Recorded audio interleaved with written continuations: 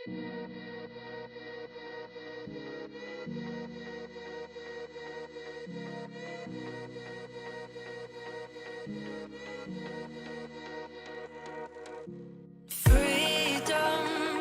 I never had the chance to run.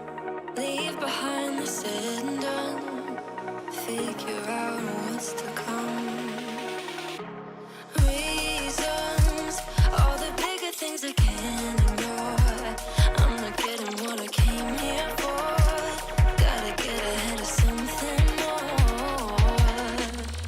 So I think I found a new way out, way beyond a shadow of doubt. 'Cause I can't breathe. And I guess I could be stronger now and leave it up to fate somehow. But I'm doing this for me.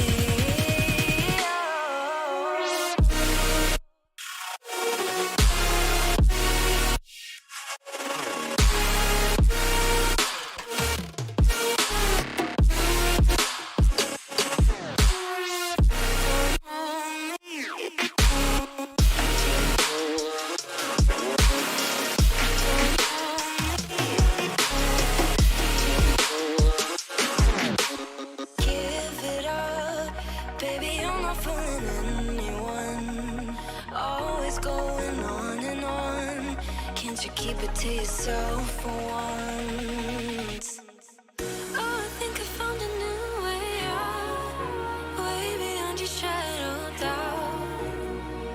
And I can't breathe.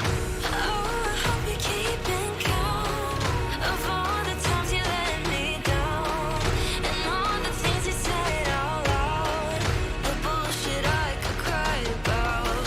And I know we could be stronger now and leave it up to fate somehow. But everything I do for me.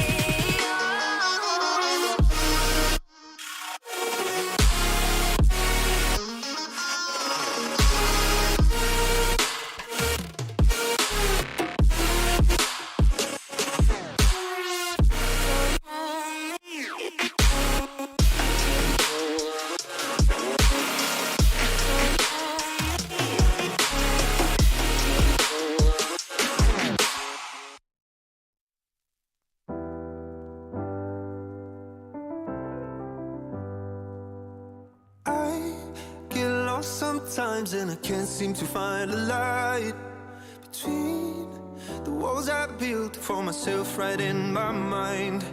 And then you came over and you showed me love that I never had seen before. And now when I got you, it's all gonna be alright. Thinking about all the things we did tonight, what a time to be alive. Just you and I, just you and I. Only you can put the fire out. You can turn it all around. You can lift me off the ground so we can fly again, so we can fly again.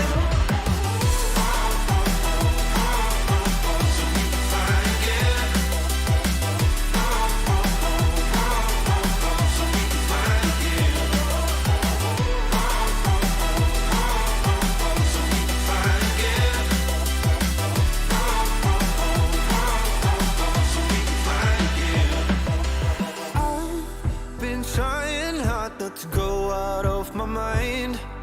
And all I need right now is for you to stay the night. But if you keep saying that you've got to leave, then I'm gonna be alright. As long as you tell me that we ain't running out of time. Thinking about all the things we did tonight, what a time to be alive. Just you and I, just you and I. Only you can put the fire out. You can turn it all around. And you can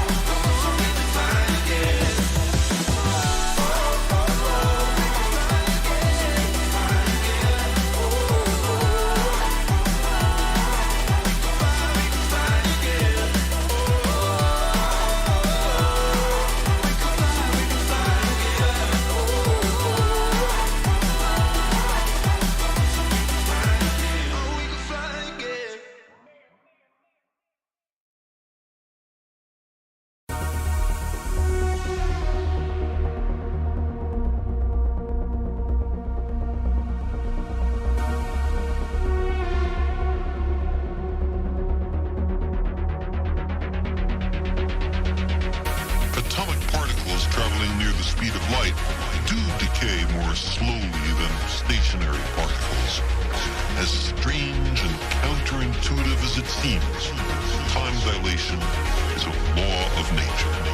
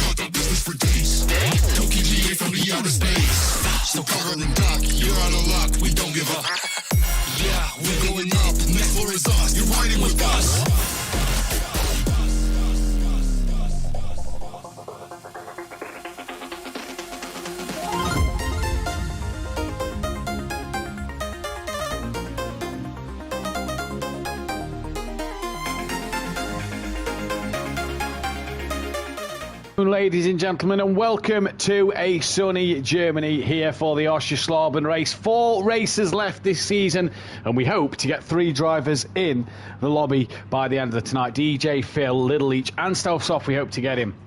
Hi, I'm Mathew Duffin, joined in the commentary box once again, and for the penultimate time this season, Dan. But how are you? I'm doing absolutely marvellous this evening, Mathew. How about yourself? Very, very well, thank you. Better today than yesterday and the day before. Wow, definitely now this heat is gone, as all the drivers are not making any movement here. They do not want to be leaving the pits, as Iwasaki does. And what an exciting night of ever race here. We come to one of my favourite circuits, Oscherslaben A. I am so looking forward to this one. A track that you took 2 both race wins in the Pro App. A track that, you know, you're very, very in love with, I would say. It's a track that really suits the way you drive, and a track that you enjoy coming to. Every time we've been here, this or Bathurst have been your only track choices, I do believe, over the course of the seasons to pick. You've always wanted to be here or at Bathurst. I don't know what you love about this, because I can't stand it. But to watch it as a spectator, it's always fascinating. I don't know what it is. I think it's just a circuit that, you know, when you have a track that you just gel with? Yeah. This is it for me, and no matter what discipline of car, I can run this track as fast as I can. I've done it with Formula Renaults, I've done it with touring cars, and I can do it in the GT3s as well. So I don't know what it is about this track. I'm just always quick here, and I think it, like you said, it very much suits my driving style. It's a track of patience. You really do have to take your time, and as you go through, as Dean goes through this chicane, that's one of the part of the circuit that you do have to be patient at. But there's loads of various different parts of the circuit as well, and it's such an underrated circuit in my opinion. It really throws up challenges here. It does indeed, then, and you're right. It is a track that does always seem to suit your driving style. You kind of like them ones where you have to be patient, don't you? And I think that's why you like Bruno before last season. But we've got 10 guys out there. We're all expecting 12. No Buzzy Boy, no JM Grill tonight, we do believe. So for these 10 drivers, and hopefully 12 with DJ Phil and Little Leach coming a little sooner, what will they be able to do for us out on the track? Little Leach tonight, Dan, can win the Drivers' Championship. But he's not yet here, so this kind of gives a lifeline to his 2 rivals. I'm just trying to figure out what his priority is. Is it Love Island or is it racing? That's the question. Hey, we know he likes to juggle the both. Yeah, definitely so. Would you like to know some track facts about this circuit? I will like to know some track facts about this circuit. Well, first things first, this track is a length of 2.2 miles long, and for people who like things in kilometres because they're weird, 3.6 kilometres long. Relatively flat circuit bar the final sector, where it tends to dip a little bit into the final sector. FIA grade 2, and with a number of 14 corners around here. Track was only opened in the 25th of July 1997, so it's quite a relatively new circuit, but not been used recent times. It's actually one of the circuits that I think it's a track day now more than anything. It's not really a circuit that gets used, like a bit like Rockingham and stuff like that. There's not really a used circuit. If we'd had this race in about 5 days time, it would have been the 25th anniversary of this circuit, so we would have celebrated it, but sadly not. Construction cost 58 million euros, and the track record is actually held by an A1 car, if anyone remembers what those cars were. They was the old, like, formula bit for countries, wasn't it? So, like, United Kingdom and Holland and things like that. What a series. And they had the boost button, as you see the crash rows running in sync here on circuit. The track is actually held a record there by a Russian. I can't pronounce his name. I know it's Sergey. That's all I read. 1 minute 18.8. I wasn't going to try and do his last name. And just 'cause I'm going to get this just before Jamie does it tomorrow night. A very, very famous quote here was mentioned by an old BTCC commentator and an old champion as well of John Callanan, saying that the guy who designed the first corner should be taken into a dark room and beat about in the head. And what a fantastic turn one it is, I do have to say. And you told me off air, Dan, that turn one's actually changed since Project Cars 2. Yeah, it's been redesigned since. I'll get back to that one in a minute. Circuit championships that have been held here. Obviously, DTM, ETCC, which is the European Touring Car Championship. FIA GTs. World Touring car, obviously, and I did not know this. It held held an endurance championship for bikes, and 8 hours on your motorcycle. That must be absolute hell. That's a long stint. That is a very long stint. As we, if I can get the right person at the right time, Leon Fernie, we'll go with him. He's coming up to the chicane. The chicane used to be called McDonald Chicane. It's no longer called McDonald Chicane no more. So there's an interesting fact for you about that one. And of course, as Matt has already said, another quick mention about that chicane as well. Most cars on the first lap, if they took the aggressive line through the chicane, most of them wouldn't make the end of a couple of laps because they would tend to get broken suspensions. Right. Yeah, most people tend to break the suspension through the chicane. 90-degree corner, turn 1, has been changed in recent years to a more open chicane due to the fact that this circuit's produced way too many multiple car collisions in turn 1. And to put it into perspective, let's go on board with Leon Fernie as he comes down to turn 1. And last season was hectic enough with the river that we had as well, but this corner is so sudden and so sharp. Look at this entry. 90-degree left, and before you've even thought about getting on the power, you're pretty much turning right straight away. Leon Fernie has a bit of a wiggle on the back there, and yeah, it's very tricky, Dan. It is indeed, and current records or winners or previous winners in the Pro-Am was actually Arjun in race 1 and Kelly in race 2. Winners in Pro was myself for both races. And the records here, Pro-Am, Arjun holds the qualifying and the race. The qualifying of 128.3 and the race was at 129.9. In the Pro, both records is held by myself, a 127.2 and a 128.1 for the race. And that is pretty much a rundown of Oscherslaben. Not a lot of facts this circuit, but my favourite one is this chicane. So yeah, McDonald chicane.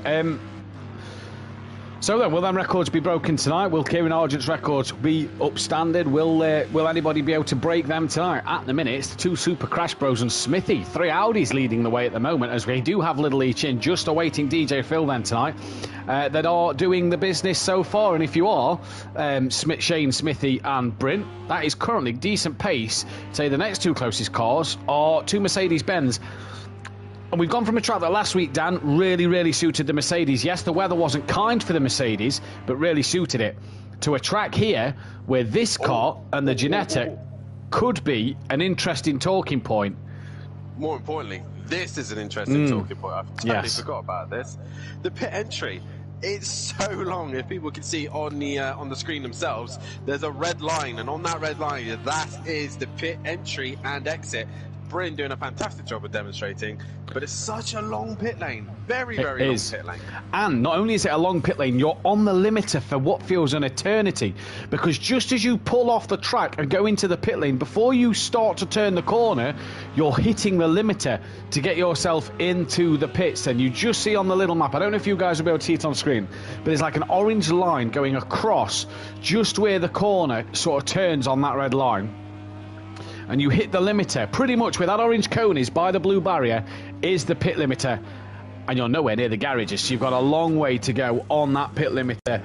Dan Ukbar puts himself into second, and while we're speaking of Ukbar, Dan, qualifying ban for retiring last week will put him at the back of the grid for this first race. Yeah, due to obviously bad luck of last week and the horrible rain that we had at Daytona, that for some reason his game kept glitching out and giving him slicks by the list of things, but still, nonetheless, he did retire, so he will be carrying a qualifying ban for this race, and it is a shame because I think the Ginetta looks quite strong here. Yeah, the Ginetta looks a good car, as does the Audi look a good car around here. The top 5 currently separated by half a second as Holty, who we have to say is driving with COVID tonight, puts it into P3 at this moment in time. And this man, Smithy, 1 win to his name, could wrap up the Constructors' Championship maybe tonight. 23 points to gap there. I'll get into the tables momentarily. So actually, no, sorry, he can't win the Constructors' Championship tonight. Ignore me. But he's really put in a shift. 2 men we are missing, though, Dan. J.M. Grill, currently second in the championship. Shame to not have him here tonight because he's been consistent, and that first win kind of eludes him at the moment. And it would have been interesting to see what he could do tonight. But this track in that Mercedes-Benz will not suit any driver, you'd imagine, as Dean actually goes second place. Yeah, I think the Mercedes is going to struggle. It's got the advantage down the first straight and down towards the back straight as well. As actually, if I can find the right driver, let's go on board a Welshie and take a lap of this circuit, and we'll show you the advantages and disadvantages of each car. Lamborghini tends to like the fast corners, and again, I think this car is going to struggle tonight. This is why the Audi and the Ginetta should be strong. As we head down the main straight, a little bit of dip in the track, as Welshie now heads to turn 1, which is famously changed over the years, but into a 90-degree corner. Different ways of approaching it, but you want to take the late apex, get as tight through the corner as you can, and let the car drift out wide ever so slightly and tuck it in for the apex. The rear does not like this corner whatsoever and wants to step out the entire time. Then you come up to the next hairpin, turn 3. 2 different approaches. You can try and take the middle apex if you possibly can, or you can V it. You can go out wide and come back in tight to get a better slingshot. Welshie up on his time, heading out into the triple, turn 4, 5 and 6, and one of those circuits where you just, if you touch the curbs, the car will go round. It's very, very tricky to get right, and as he heads into another long right-hander, again, the rear will not be happy. A little bit of camber as he goes in the corner, and then into a McDonald chicane. We're going to call it that anyway. Yeah, we'll stick with that. Very easy to take track limits, and also the exit. The car is screaming at you. Tyres are on fire right now as you then head down towards the back straight. Relatively easy down here. This corner, this right-hand corner, is very easy to overshoot. And if you miss your braking, you can miss it by a mile. Does it go into the corner? Welshie misses the apex into the left-hander. Very easy to run wide, touch the gravel, and then your time is all completely gone. You can take this corner a lot faster than it actually looks. Let the car run out wide, and then again, an awkward cambered corner as you come uphill ever so slightly. Try and hit the apex and try and get a very good drive as you head down the back straight. And like I said, Matt, this circuit is such a challenge as well. She crosses the line and improves and goes into the 131s. At the minute, though, it is the Audis of the Super Crash Bros at the top of the table. Top of the table. It's Bryn who's broke the 130 barrier and gets into the 129. So the only man there at the moment. But Shane, who had an awesome week last week at Daytona, looks like he could be on his way for a win, I said, by the end of the season, this week or next week. And I think tonight is his really his best opportunity. But going back to what Dan said earlier, there's the start straight, there's the back straight. That is it for the Mercedes-Benz. There isn't much the Mercedes-Benz can overpower other cars with here tonight. And it is going to be a tricky track as DJ Phil has got himself in. So we do have the 12 drivers that should be here for this race. And to Bryn from Shane from Dean, Shane from Bryn from Dean, as Shane goes 4 tenths quicker than his teammate and puts it into a 29.3. And Dan, these Super Crash Bros are looking mighty racy tonight. But let's get into these championship standings then. It's Little Each who currently leads the way, 319 points, 74 clear of JM Grill. Has to outscore JM Grill by 34 points. He's 81 clear of Lucas Roth. Has to outscore Lucas Roth by 27 points. If he does that, it'll be game over for them drivers. Holty is then third after Ukbar received 25-point deduction for his third retirement of the season. Ukbar on 197, Welshie on 196, Ukbar then P6 on 192. So very tight between them three. Bryn only 9 points behind Ukbar in P7, with Dean Wisocki only 12 points behind him in P8. Smithy a bit further back on 139. He's 4 points clear of DJ Phil in 10th, and Shane already up ahead of Stealth Sloth by 5 points. He's tied with DJ Phil. He's on 135. Stealth Sloth on 130. Bozzy Boy on 121. And Leon Fernie bringing up the rear on 12 points. Pick and Mix Motorsport lead the Constructors' Championship by 23 points with My Mate Racing. None of their cars here, 92 behind. Terminal Velocity Racing on 131 behind. They're a point ahead of MC Motorsport. The Super Crash Bros are 8 behind MC Motorsport. And the only team that cannot win is Getting Quicker My Mate. And say we're at 4 rounds left, every team bar 1 can still win this Constructors' Championship, and that is fascinating as Shane now dips into the 28. I said, Dan, this man's best opportunity is tonight. It could just be that way with Ukbar having a quali ban. Could definitely indeed, unless this man can finally hook it up and get a lap together. We know Little Each can produce the laps when he needs to. He's currently on a high fuel run at this precise minute, so we're not looking at the fastest laps here from Little Each, but that is already a stonker of a lap time from Shane. I'm just trying to look at the lap records here. The lap record is actually, as Little Each now puts in a decent lap time. Lap record is a 128.3, so Shane is only 6 tenths off of that right now, and he just seems to be improving each lap. And like I was saying earlier, Matt, the characteristics of this circuit should suit this Audi. Yeah. It's a chassis circuit. not really downforce affected, because like I said, there's no real high-speed corners, so that's why the Lamborghini's going to struggle. The Lamborghini likes high-speed to medium corners. The Audi and the Ginetta tends to like the more slow-speed corners and more medium corners, and which this has a majority of them, which the Audi should suit. The other hand is the Mercedes-Benz. There's not a long enough straight for it to really stretch its legs. You can see here, Dean, it's just fighting with the car consistently through corners and is not planted. And I can tell you in practice, Dan, that it is a battle to get this Mercedes around this track. As Bryn goes back to the pits. Good evening, though, to Dean Halty, PN Motorsport, Welshie, Audio Sport, our beloved sponsor and fantastic sponsor. Go and check them out on Facebook. Search for Audio Sport. Or click the link, I do believe, in the description if you want to go and see what they do. Mummy D in the chat, as well as Peaceful Stepdad and N Plava, all here. And a massive shout out to N Plava for his help on Sunday, jumping between PN and Dan's stream to tell me what the tyre pressures was and when Jeff said it was going to rain, and it was a big help for the commentary.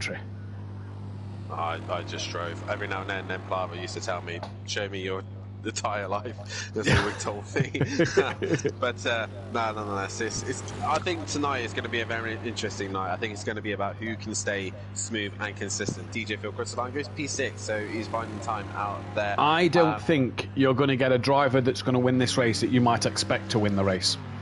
By that I mean, I don't think Little Leach is going to have it all his own way. It's all about who put the practice in. It's a circuit that not a lot of people race on. I don't think we've ever seen this track selected with GT3s in the open lobbies in the past. I know touring cars and Clios and stuff are absolutely good fun around here, and they've always have been.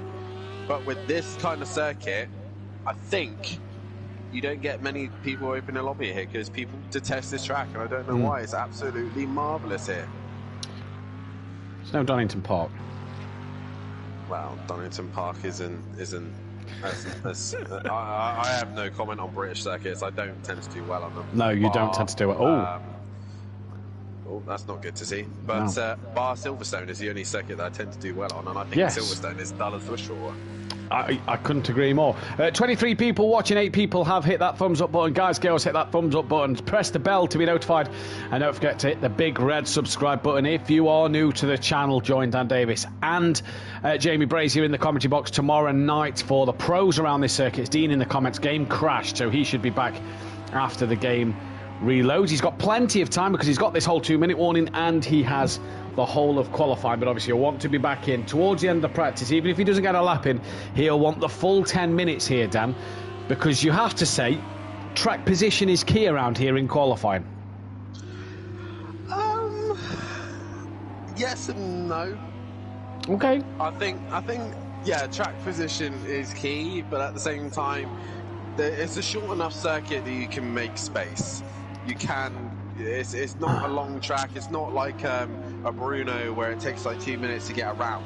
You know, you can make the leeway as the two MC Motorsport boys just switch positions there. But I think it's a circuit where you can make space for one another. And also, just carrying on what Mathew says, head over to the Facebook page as well. Head over to our Discord group as well. And also follow our Instagram account as well. So make sure you get in as much Simplay Motorsport as you possibly can. We even have TikTok. Follow our TikTok as well. We do have TikTok, and obviously with the season coming to an end, 4 races left this season. Do not think that this is the end and of the streams or anything else, because we're having a bit of a longer off season, but we're going to be bringing you some ACC. F2 will still be there on a Sunday night. We've got plans for something coming on a Tuesday night. What all will be revealed soon. There's going to be a special 2-year anniversary stream in which Unorthodox Dan Davis himself is going to bring you the coverage of that. I am unfortunately in Switzerland, so cannot do that one. But we have got a lot planned in the upcoming months before Season 7, wow, hits the tracks. And Dan, rumours are you're back in the car for next season. It's going to be great to see you out there on the track once again. Wow. I'm back in a car. Which car I've confirmed to drive yet, I've still yet to decide. But I'm looking forward to making my return. Need to discuss with admins if I'm being dropped into Pro-Am or Pro. But if I've been put in Pro-Am, then a lot of people will not be too happy about that one for sure. Did you hear the news the other day of a possible other returning driver? No. Rabbit Joe. Yes, I remember. Spoke because obviously yourself, Joe and Jamie are the stewards for the GT3s. Spoke to Joe and Jamie the other night. Obviously, we've been in discussion about stewarding. Obviously, you're stepping away due to racing next season. Spoke with Joe and Jamie, and Joe's message back was very interesting about he might want to get back in that car and get back racing again. So, having the Season 3 Pro-Am champ will be fantastic to have him back out there, because we've seen he scored points in F2. We're going to see what he can do in ACC for the Simplay Racing team, even though there's no teams in that one. But it's going to be fantastic to see what them guys can do. For those of you who did jump, by the way, just while we were on about ACC, for those of you guys and girls who did jump on my Twitch stream over the weekend on Saturday and gave me a massive support, thank you very much. We came P8 overall out of 16 drivers. We qualified 10th, which Maz made me qualify, so I will get him back for that. But thank you all for your support. We didn't pick confirm, though. You did not pick confirm. I kept telling you towards the end to pick confirm. You did, yes, you did. PM says I need to do Pro-Am in a Nissan. No chance. I will not be driving that B7 animal. Z4, I reckon, PM. I was thinking the Aston Martin or the Cadillac. Oh God! If you hook the Aston Martin up, that'll be even worse than driving the Porsche.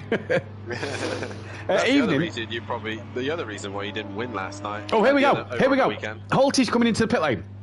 So Holty's on the limiter now.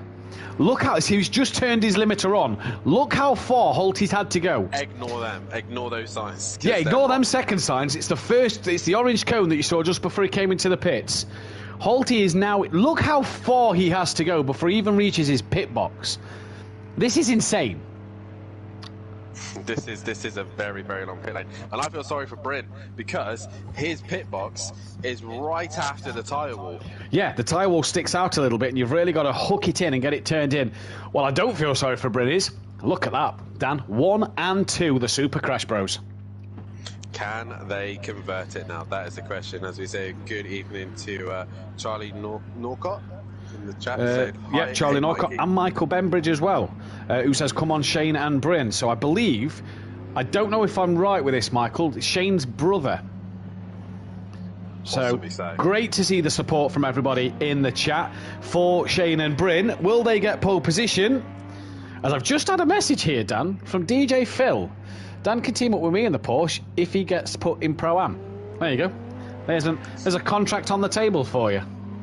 I mean, I haven't been given that information just yet, but I think also if I be put in Pro-Am in the Porsche 911, I think my belt will be raised for sure. Yes. Speaking of the Porsche 911, thank you DJ Phil for leading me on to that. I think the best car for this circuit would be the Porsche 911. I'd have to agree with you. This suits its driving style to near enough every single part of the track. Every single practice session we have done here, I've gone in the Porsche. I have given the Lamborghini a go around here, and the Porsche just seems at home at this circuit. I haven't tried the Audi, but I know for a fact that the Audi is a very good car around here. Bryn, to perfection, gets the McDonald's chicane bang on. He just skims that cone there, and I guarantee you any money, those cones will be gone by the end of this outlap. Oh, they 100% will be gone. They will not be standing there come the end of this outlap. And, yeah, the interesting, I think, as well, is... As they're already gone. the Porsche would be the best car. I'd also like to see what like the McLaren and the Acura and the Ferrari would do around here, because we saw Gary and Kelly a few seasons back in the Renault, and it went very well. Again, another chassis-based car. So I'd like to see what the McLaren, Ferrari, Acura would do around here as well. Well, the Renault is actually taking a race win here, in the hands of Kelly. Yeah, in the hands of Kelly, yeah. Gary got second place to yourself here in the Renault. So, you know, yeah. Mickey is Shane's brother, says Charlie. So, yeah, confirming that one. Pick confirm, yeah, for sure. Yeah. And there's Bryn. Now, it's going to be the first man set a lap time round here, and it's all about getting those banker laps in. You don't have to go flat out on lap one.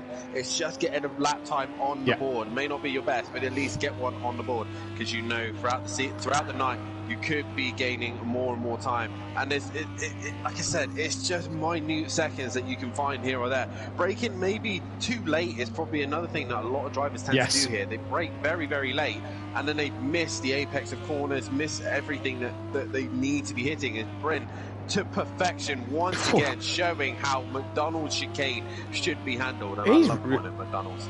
Really aggressive through there. Dean's just come out of the pits late. Leon Fernie just come out of the pit lane. Let's just go on board Leon Fernie a second. I know we're trying to watch Britain's end of his lap, but this pit exit as well. Such a tricky pit exit because you come round what is turn 1. You've then got this sharp 90-degree right-hander because of the barrier. And where are you? Bang. Straight coming out onto the racing line. Leon Fernie stays wide, but you are straight onto the track here, Dan, aren't you? You are indeed. Bryn just understeering, really mad. Got to be cautious coming back out on track as well, because you will come into the firing line of other drivers as Bryn goes top 29.9. Welshie, that's a good banker. 13.8. So that's a good banker from Bryn. Those guys. Yeah, I think Bryn there's got a good banker indeed on the board. 29's close to 28s he was in practice, and I think that is a fantastic banker, as I believe that is Little Each coming out the final corner with Lucas Roth behind him. Here comes Little Each, championship leader, 100th, off the back of Bryn. Lucas Roth 4/10 off the back of Bryn. Stealth Sloth now, what can he do? Ukbar will obviously be starting all the way down in P12, which will actually ruin his P1 qualifying of 5th place. No, it doesn't. It keeps him 5th place on his Q1 average. Here comes DJ Phil in the Ginetta. What can he do? Followed by Shane. DJ Phil goes 6th. Shane, the man who was on pole earlier, quickest in practice, Shane goes provisional pole once again by some half a second, Dan. And Shane looks the man on form. Yet to take a pole position. Could this be number 1 for him? Possibly so. It could be indeed. I just missed the drive across the line. Who did I miss? I think I might have missed Holty. I did. As Holty is just had a moment there. Yeah, hello. That jumped a little bit. Leon Fernie's just come out the pits this lap, so this is his out lap. Smithy not yet set a lap time, nor is Dean, as Dean's just done an out lap. So where is Smithy? Coming into McDonald's now. While you're there, Smithy, a McChicken sandwich meal wouldn't go amiss. As he comes, I've had a salad tonight, Danny. You're proud of me, hey? Very proud of you. Thank you very much. Towards the line. Can he find that half a second on his teammate? Does. He can, and he goes top of the table. Little Leach now, can he respond to these guys? Absolutely on fire at the minute, is Bryn. Shane now a 10th off him, but in the pits. Walshy to the line, he stays 5th fastest. Little Leach, well, he needs 6.5 temps. He just needs a bit more than 6.5 temps, in fact. Dean's back in the pit lane, so his lap time's gone to pot. He's got to go again. Here comes Little Leach, finds 9 and a bit temps to go 3 temps quicker than Bryn. Lucas off to the line, no improvement from him. That sounded like a Ginetta DJ Phil coming through as Walshy's gone back to pit lane. It is, so just ahead of Stealth Soft. Someone else has just crossed the line. Not sure who was that. Smithy who's crossed the line just then. Has he he's still not set a lap time. Just seems to be struggling to get a lap under his belt. Where's Shane? He's come back out on track as Stealth Soft crossing the line. DJ Phil has improved on his lap time as well. Leon Fernie still on a lap time as well. Just trying to find the drivers that are coming into the final sector. Yeah, Dean Wasocki not yet got a lap time in and is only just coming down the pit lane, so with 5 minutes left on track. Holty up to P4, so that's a good lap from him, just ahead of his teammate by 0.3 of a second. Dean, Leon Fernie and Smithy not yet set lap, as you saw Welshie there, waiting at the exit of the pit lane. He's not going to be wanting to do that in the race. Lucas Roth and Shane in the pits. What then can Bryn do, as he's the man, very, very wide. And you imagine it's reset, get a good exit from that final corner and go again. Bryn then powers down out the final corner. Any improvement, or did he lose too much touching the gravel there? I gotta say he's probably just so without a mistake he'd have been up. I reckon that he may have been close enough to Little Each to maybe snatch pole or be a lot closer to him, because he lost a lot of time touching the gravel. He did indeed a lot of time touching that gravel there. Little Leach exits the final corner as well. Can these guys break the record here of Arjun? Towards the line does Smith. He finds a couple of tenths here and there, but Little Leach improves his gap over Bryn, but this man is the man we need to keep an eye on. Pressure now is all coming down on his shoulders of a qualifying session, knowing he was fastest in the first practice session. Is he now going to crack under the pressure? He, with his lap time in the first session, would have put him on pole. It would have put him on pole, and it would have put him on pole by a couple of attempts. Welshie then has had a moment. There is a car coming to the line. That is DJ Phil, who finds 3/10 and goes up into 7th place. I believe it was Smithy then the next car, I do believe, was behind DJ Phil. He's coming to the line. He's in 8th, so it's not Smithy. He has put a lap time in. I didn't see anybody change there. We'll stay on board with this man. Stove, Slough and Holty into the pits. It was Holty because he's gone a little bit quicker. Welshie to the line. Doesn't improve. Dean Wasocki needs to get a lap on the board. Still doesn't. So 2.5 minutes. Dean really needs to get a lap on this board now. There's a lot of gaggle of cars coming into that final corner. I believe Shane is the first one. It is Shane that's the first car. That is Leon Fernie up into 7th place out of DJ Phil. Shane to the line. Must have been an outlap. And Dean is once again back in the pit lane. Dean can't seem to Bryn! He's gone into a 28.5. He's 3/10 quicker than Little Each. What a stonking lap time! Absolutely on the pace at the minute, and this man might need to start sweating. Little H, oh, he takes a lot of chicane there. That's a lot of track limits through that chicane. You do not want to be hitting those pillars on the inside of the circuit. So if Little H improves on this lap time, it might be under review after he takes a lot of chicane there as he head into sector 2. He's actually down, he's down. So he will be clear. So it looks like an outlap to me. Dean has one shot at this because he's just come out the pit lane. He's got one shot of a lap time here. Otherwise, it will be P11 with no lap time in 10 minutes. DJ fell to the line, currently down in 8th place. Welshie is done for qualifying, as is Bryn. DJ Phil improves, stays 8th. Smithy behind him, I think that was. That must have been Little Each. He did not improve, so he will get one more shot at this. So Smithy done, Welshie done, Sloth done, Bryn done. Does he think that is pole position? How many poles does Bryn have actually this season? I'm not actually sure, to be honest. I'll let that none. Go down. Bryn doesn't even have a pole position. So one of the Crash Bros could be in a chance of taking pole position here if Little H can stop him. Leon Fernie towards the line. Does he improve? Yes, he does. He goes P4. Shane now comes towards the line. He does not improve. He has got one more lap under his belt. Two drivers at the last corner. Shane. He is under pressure. Two drivers at the last corner. One of them, I reckon, is Dean Wasocki. Don't know who's behind him. So this is an outlap.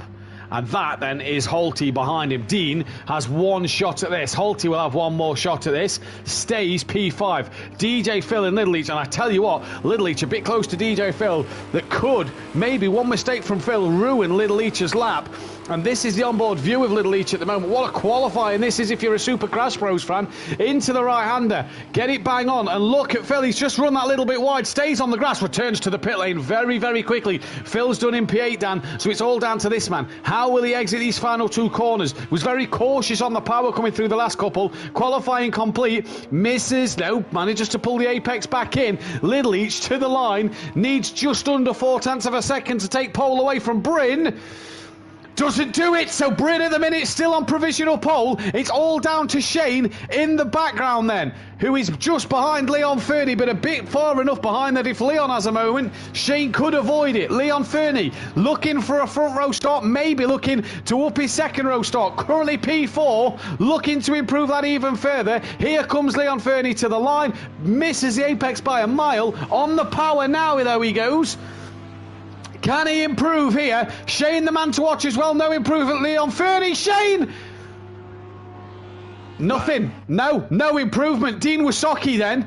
And Holty, the only two that can take pole position away from Bryn. Dean's not got a lap in 10 minutes. This is his last chance. P4, what a lap as Holty bails. Bryn will take his first ever pole position here at Simplay Motorsport. Bryn taking his first ever pole position. Look at that. And it's all thanks to this circuit, for sure. Wow. And again, I think he'll be happy for that one, for sure. I think Bryn will be over the moon, considering that last week his kitchen was on fire and had to miss race 2. I think Bryn will be a very, very happy man with that one. Dean Wasocki, great lap at the end there to make sure he got P4 away from his teammate. The Teletubby Motorsport boys down in 6th and 7th as it's Bryn from Little Each. Shane and Dean Wasocki share row 2. With row 3, Leon Fernie and Holty. Row 4, Lucas Roth and Welshie. Row 5, DJ Phil and Smithy. Row 6, Stove Sloth and the non-qualifying Ukbar. Bryn's first pole of the year. His average qualifying is P8. One other thing I also want to remind people here of this circuit, if we take a chase view here, let's go on board with Little Each. Look how close the cars sit to one another. It is going to be Bryn on pole position. Running alongside him on row 1 will be Little Each and Shane. Those three Audis looking very, very strong here, with Dean Wasocki getting himself on the second row as well. Leon Fernie in P5 with Holty in P6. Lucas Roth, the man who's trying to go for the title, not a good qualifying for him. He's in 7th. Welshie in 8th with his son on the same row. DJ Phil in 9th with Smithy in 10th. 11th is Stealth Soft, and bringing up the rear is the non-qualifying Ukbar. And Matt, this start could be chaotic with the way the grid sits. Could be chaotic. It's so close, it's so tight, it's so congested, if that's the right word. Going into turn 1 as well, with it being that 90-degree left-hander, Dan, if everybody's so close and tight as they are now, turn 1 could be an absolute nightmare. And you've got to be aware that if you're the trailing car, be cautious of braking later because of the drivers in front of you. Luckily in practice, I don't think we've had too many problems in practice at turn 1. But it's doing it on the night. That, though, is the Audi's 13th pole position in the Pro-Am, and its 22nd pole position overall. It now has more pole positions than the Ginetta and the McLaren by 2. And I know Dan won't like that because he's a bit of a McLaren lover after last season. But what a lap from Bryn there. Bryn and Shane in practice looked mighty strong. Little Leach has split them. He didn't quite break the record, but he was only 2/10 off the record of Argent in a Mercedes-Benz. So good stuff from Bryn, considering Argent now in the Pro as well. Exactly. Audio Sport Pro Lap. Audio Sport in the chat. Top job, Bryn. Charlie Norcott, good luck. Congrats for pole, Bryn, says PM Motorsport. Pole out for who you think will win race 1 as the lights come on. 4 races left this season in the Pro-Am. It's green and go. And it's not a great start. DJ Phil has to move because it was a slow-moving Mercedes-Benz. Little Each and Bryn away pretty evenly. Dean's got a decent start, but just didn't go anywhere because Little Each didn't move. Shane into turn 1, looking up the inside of his teammate, and I think has the job done on Little Each. Didn't get the job done on Bryn though, so it's a Super Crash Bros 1-2. That is Holty and Smithy, elbows out. Ukbar's round at turn 1. A slow couple of Lamborghinis and DJ Phil as well, but it's the Super Crash Bros in the other Audi of the Pick and Mix Motorsport of Little Each, who just gives Shane a bit of a tap up the rear there, who are leading the way at the minute. Dean in close company, and the other Audi of Smithy in P5. It's an Audi festival at this rate. It is indeed, and so far so good for the Super Crash Bros. They are on their way and leading 1-2. Little Each is still right behind them though and able to put a little bit of pressure. But who's going to be the top dog here? Is it going to be Bryn or is it going to be Shane? That is the question. Bryn obviously higher up in the championship at the minute. Will he want to be telling his driver to move out of the way? Smithy's had a very good start. He's up in the P6 and is putting pressure on the back of Holty as he goes through the chicane now. Lucas Roth, not the best start for him, nor was Welshie. Leon Fernie, the biggest loser out of them all, drop into the back of the pack. He was indeed. Stovsloff a bit off the pace, as is Ukbar at the moment, and towards the final end of the lap. Dean Wysocki doing very well to stay with Little Each there, has a bit of a wiggle, and like Dan said in practice, this Mercedes, you've got to wrestle this car around the track. So Dean at the minute doing bits so far. Bryn though out front just gapped his teammate by over a second here, and Shane maybe playing the rear guard for Bryn here to let Bryn escape and hold Little Each up, and this may just damper Little Each's title spirits if he is to win it tonight, because Bryn has absolutely checked out at this first lap. Shane as well, a magnificent job in this first lap, and everybody through into turn 1 as Dean gets a little hot on the heels, manages to keep hold of it. May though lose out to Holty up the inside as they're side by side, can't push each other wide there, lads. Holty up the inside, Smithy now losing out to Lucas Roth, but Dean has a wiggle, losing. In fact, he's not lost out, look, because he's side by side with Holty. He's going to look around the outside at turn 3. That is no good. Can he tuck underneath? Not just there, he can't, but he's going to try and fight Holty back into the triple, I believe you called it, Dan. It is called the triple here, and Holty, the man with COVID, is a man possessed at the minute. He's up at the P4. Little Each, though, is reeled the top 2 back in. Little Each, the pro driver that's been in pro for the last 5 seasons, is now on the back of Bryn and Shane. You do have all the drivers on the grid. This is the man you do not want to be getting pressure from, because it is very difficult to keep ahead of Little Each, especially in this season. Indeed it is, as Bryn extends that gap once again after the McDonald's chicane, and Smithy now trying to hunt down Dean Wysocki, as Lucas Roth must have had a spin somewhere because he's dropped behind Welshie. This though, Ukbar, they're both ahead of Leon Fernie, who's dropped down to 11th place, and Ukbar in that Ginetta, now on the back of Stovsloff, may not have the overall speed down this back straight, but through the corners, this Ginetta is gonna be an absolute machine. Misses his apex as he tries to brake as late as he dares, but Stovsloff went wide as well, may have just put him off a little bit. Bryn coming to the end of lap 3, once again has that gap over Shane to a second, so Bryn seems to maybe struggle sectors 1 and 2. Sector 3 he has got hooked up. Those Audis are matching each other lap for lap. Bryn passes off them all, and he is currently extending his gap, and he looks like he's made a mistake through turn 1 ever so slightly, because he's just losing a couple of tenths there, but Little Leach is unable to put them under pressure. He just can't do anything, can he, Little Leach, at the moment? He's got that relaxed comfort now of Dean not behind him, but he can't put Shane or Bryn under pressure. Has Little Leach made a mistake, actually? Because that gap's now 2 seconds to Bryn, so I wonder if he's had a bit of a moment coming through turn 3, because he's a bit further back now than what he'd like to be. Shane and Bryn, though, they have got this Audi hooked up here. The only difference between the 3 Audis out front, Dan, is this is the 24-hour endurance Audi, Little Leach's is the normal race Audi. It means nothing.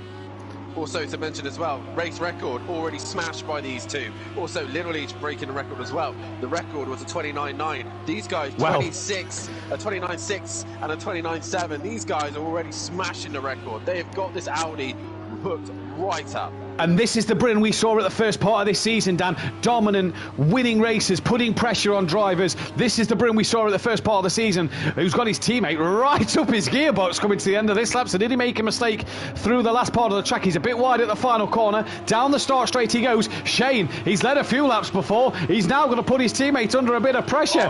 Lads, do not take each other out here. You would not want to be that kind of teammate, as Shane brakes a lot later than Bryn. Oh, he's made his stick round the outside. What a manoeuvre! Shane, he's possibly on his way to possibly getting his first race win here at Simplay Motorsport, but Bryn's lost the rear. Bryn's lost the rear ever so slightly. That's going to give Little Leach a small opportunity here. Very small, and he's going to send it into the hairpin. But he's got too deep, and that's give Bryn the inside. Little Leach will get the better drive, but Bryn's holding him up. Now it's Bryn's turn to be the armour for Shane here. And look at Dean Wysocki coming under pressure from Smithy in the background. Holty, though, now, with that little mistake from Bryn and Little Leach, Holty right within them. Welshie, Smithy, putting Dean Wysocki under pressure. Oakball's cleared Stealth Sloth. They've got Leon Fernie trying to... Smithy's round. Oh, he is round, yeah. Unlucky. There's Plover in the chat, Bryn! Bryn's gone! Oh, through the McDonald's hairpin, what a shame! Shane's got it all to do now. He knows what he needs to do here. Lap 6, end of lap 6. The pit window opens up. So Shane leads the way. Little Leach now in second. Holty is up into third, and he's driving so well. For a man who's got COVID, he's doing so well at the minute and matching the leaders near enough. Not quite as fast as them, but he's within reach. Bryn now on a recovery run with Welshie breathing down his neck as well. So as one Audi disappears from Welshie, another one appears. Yeah, it was Smithy that spat in front of him last time, and now Bryn pops up in between him and Dean this time. Bryn just needs to relax, get back in that zone and get comfortable and hunt down Dean Wysocki then. As Charlie in the chat, do it, Mickey, because Michael on about he'll have to buy a PlayStation. That'd be great to see the Bembridge brothers on the grid. And Plover, looks like no team orders for those two. Great move, by the way, he said on Shane, as Dean a little wiggled through turn 1, and Welshie as well on the exit of turn 1 into turn 2. Yeah, well, she's just a little bit of a bit eager on the power there, but already Little Leach is now starting to eat his way into the leader of Shane. Shane right now just needs to focus on himself. Do not look in your mirrors. Do not look at that Audi of Little Leach hunting you down. It's very easy to do so, as Lucas Roth is actually off. Has he got wheel issues once again? I didn't even know there was a jump there as Keith just goes over that. That's kind of unravelled his season, hasn't it? His wheel problems that seem to have affected him as Smithy loses out to DJ Phil. It's really unravelled Lucas. Oh, he is. Back of DJ Phil. Oh, right, apologies. It's really unravelled Lucas Roth's season because he was in the championship lead at one stage. He was indeed, and Lucas Roth's final end of the season, that wheel has just not helped him whatsoever. Plus, he's probably frustrated that my team always seems to be giving the fuel to me and not to his F2 car as well. But Bryn there, Dean has a wiggle. Yeah. Massive wiggle from Dean, held it well, and he's a bit slower than the front three out front at the moment. He's also a bit slower than this man, who, when he's got the lap took up, is really on it. Little Leach, 9 tenths to Shane at the moment, was a bit quicker last time around, though. A lot quicker last time around. I think that's fastest lap of the race so far. Yeah, I think so. So he has got the bit between his teeth right now, Little Leach, and he's hunting down the leader. He is hunting down the leader. Smithy hunting down the back of the Ginetta DJ Phil after a spin early on. Smithy pulls to the outside, and look at the Audi just pull alongside and disappear in front of DJ Phil before they even hit the brakes. He's in front of Phil. Phil's going to try and be brave on the brakes. He brakes a lot later than Smithy. Did he get it up the inside and stopped? Just about. Bounces off the sausage curb, and Smithy has to wait another day. They've got Uckbar patiently waiting in the background as well as he's trying to get on with this. But Little Leach, although he was a second quicker than Shane last lap. He's not brought that gap down from 9/10 at the moment. Oh, he's thereabouts. He keeps ebbing and flowing between between a second and 5/10, and that's what this track does. 1 minute you're very close to someone, next minute you're nowhere near him. So literally a little bit slower through that middle sector by those things. I think Shane seems to have better traction through the middle sector as Phil, Ugbar and Smithy. Ugbar's past Smithy. He has indeed. We've lost Keeks. We've lost Keeks. So does the wheel problems carry on to hinder him here then? So we have lost Lucas Roth from this race, unfortunately for him. Oh, look at Little Leach. He's so much stronger in the final sector here. Little Leach, whatever he's done to that car, is so strong in the final sector that he's able to just creep onto the back of Shane there. Shane, there are only 2/10 separating them, and Holty, once again, it's just there. He's doing what he needs to do. He is. He's just kind of hovering about in that good area. Dean at the minute P4 as DJ Phil across the grass. He's down to P10 and Stealth Sloth may now get past him for P11. Dean as well, sort of lapping in that 1 minute 30 zone last time around. Bryn has got past Dean though. And that he's done maybe on the brakes into turn one. Welsh's had a moment at the exit to turn one. He was behind them two, chasing them down. Bryn, who was half a second quicker than Dean last time round. Phil, first car into the pits. Yeah, Phil is in, and this is going to be a very, very long pit lane for him. As look at the leaders, 3/10 now separating the top two here. And with the conditions as they are, really hot conditions here, the hard tyre will even be screaming at this point, because there's a lot of corners and a lot of, especially in this sector here, there's a lot of right-hand corners here. You will be stressing the left-hand tyres a lot here, as Phil is the first man to pit. Phil is the first man to pit, and 4/10 of a second separate these two. What will Bryn do now over Holty? A bit quicker last time around. He's now got to try and hunt him down. Doesn't want to push too much, and as I say it, he is off. And has had a mistake. Is that the McDonald's chicane again? Yes, it is. It is. So Dean and Welshie through. Little Each, huge wiggle. Round goes the championship leader. And there is Holty. Where is Dean Wasocki? I think a bit too far back. Yes, he is, as Little Each goes on his merry way. And DJ Phil, it's been that long a pit stop. He's been lapped nearly. He has been nearly lapped here, as Bryn now is about to be chased by Ugbar. Shane has got a 4.7 gap round now over Holty, and Holty is not able to match him at the minute, as there you see flying past is DJ Phil. Yep, so DJ Phil splitting both his Bryn. Looks like at the end of lap 7, he is going to come into the pit lane then and make his stop. A few spins, maybe a stop for him. So a long old pit lane here. It will all even itself out when everybody pits. This will see Bryn, though, come out into some clear air of some sort, depending on if Shane laps him. Shane has a 4.6 second gap, and Little Each, and you just wonder what it's done to his tyres having that spin. Like you said earlier, it eats the tyres here, and even the hards overheat because of the fact that you're always turning a corner. That could have really hurt Little Each's tyres, and he may need them to cool down a little bit. The other problem that these guys have now is that DJ Phil, with his pit stop, has come out right in front of them. So Shane actually has a guard as such without even realising it. Holty, the highest Mercedes runner at the minute, the Teletubby Motorsport, is doing fantastic well at the minute, considering he has the dreaded vid on him at this minute. So Holty doing a fantastic job at this stage, being P2. Good stop from Bryn's team. He's just came out the pit lane, so he's got clear track behind, clear track in front, and Shane has opted to box at the end of lap 8. Bryn in and out, Shane in, and is he going to come out straight away like Bryn and have a good stop? Holty stays out. I think Little Each in the background, Dan. Yes, he is. Little Each then following Shane into the pit lane. So a battle of the pit crews here. Dean Wasocki will then take second place as Holty takes this race lead. Welshie will be up into third place as he doesn't opt to pit, and Ugbar has stayed ahead of Smithy, and now will need to get on it to pull away from Smithy. Do any of these drivers think of pitting? There is a driver, I believe that might be Ugbar, who is coming into the pits. It is Ugbar who's into the pit, so he also gets his pit stop done and out the way. The interesting thing now, Matt, is it's obviously Shane's been in and out. He's already done his pit stop. Question is, where is he going to drop back on track? This is what I would need to know. As Smithy goes past, Leon Fernie goes past. So Shane is off the limiter now. He comes out of the pits. So he is now, once the times all catch up, and he's not dropped it, hopefully, out he comes.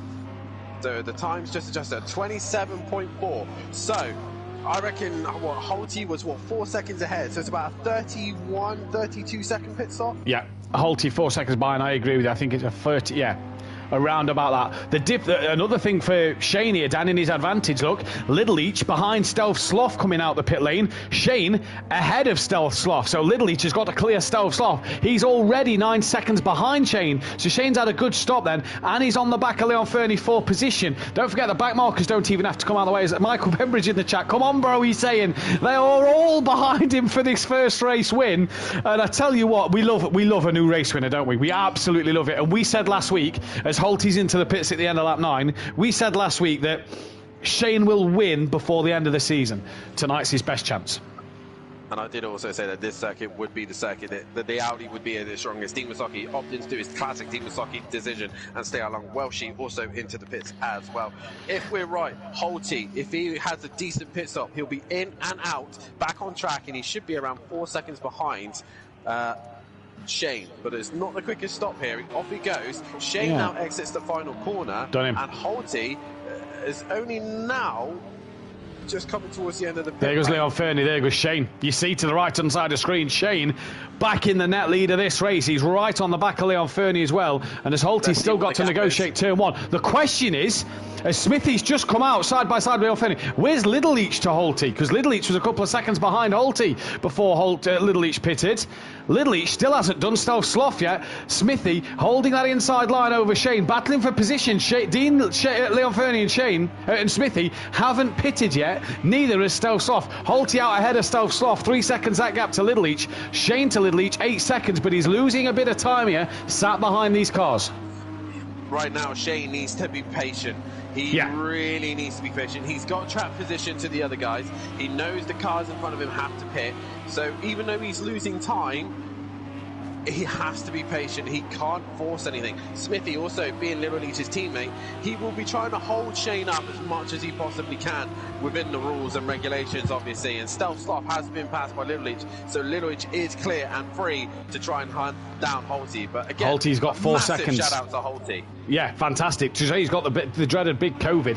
Fantastic drive from him, and he's got the gap down Shane to 4 seconds. Shane will see him coming as Dean Wasocki carries on his way, has a spin. Leon Fernie, thankfully for Shane, though, will pull into the pits at the end of lap 10, and that will mean Shane has only got Smithy to get past. Smithy, though, is Little Leach's rear gunner. Holty, a bit of a wiggle out the final corner you see in the background. Shane now patiently waiting against what we called last season the goat. Oh, and he just taps him up the rear. Smithy on and off the brakes, gets a bit of a tap from Shane, and Shane waits for him to come on, and away they go now. Question, what damage does that give Shane? Smithy on and off the brakes here, though, Dan. Yeah, a little bit. I think Smithy was just a little bit unsure, maybe locking up the fronts a little bit, but Shane did the right thing there. He hit the back of Smithy there and just kept it under control. Smithy went off track, but Shane waited and waited and waited. He'd lost 3 seconds that lap just to allow Smithy to get back on track. I have noted it, but I'm pretty sure it should be all right. Yeah, I reckon that one's pretty safe. So, Dean, Stealth, Smithy... round. Not yet pitted. Smithy round then. Does he get on before Holty? He does. So now, no, he doesn't. So Smithy can't rejoin before Holty. He's now ahead of his teammate Little Leach.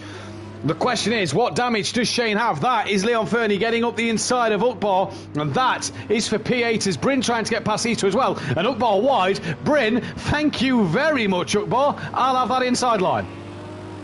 Yeah, it looked like he had a wiggle on exit though. He really seemed to struggle to get going there. And Ukbar is now stuck behind Bryn, and Ukbar's race is just going from bad to worse at this minute. As Smithy now ahead of his teammate, who's not too far behind Holty right now.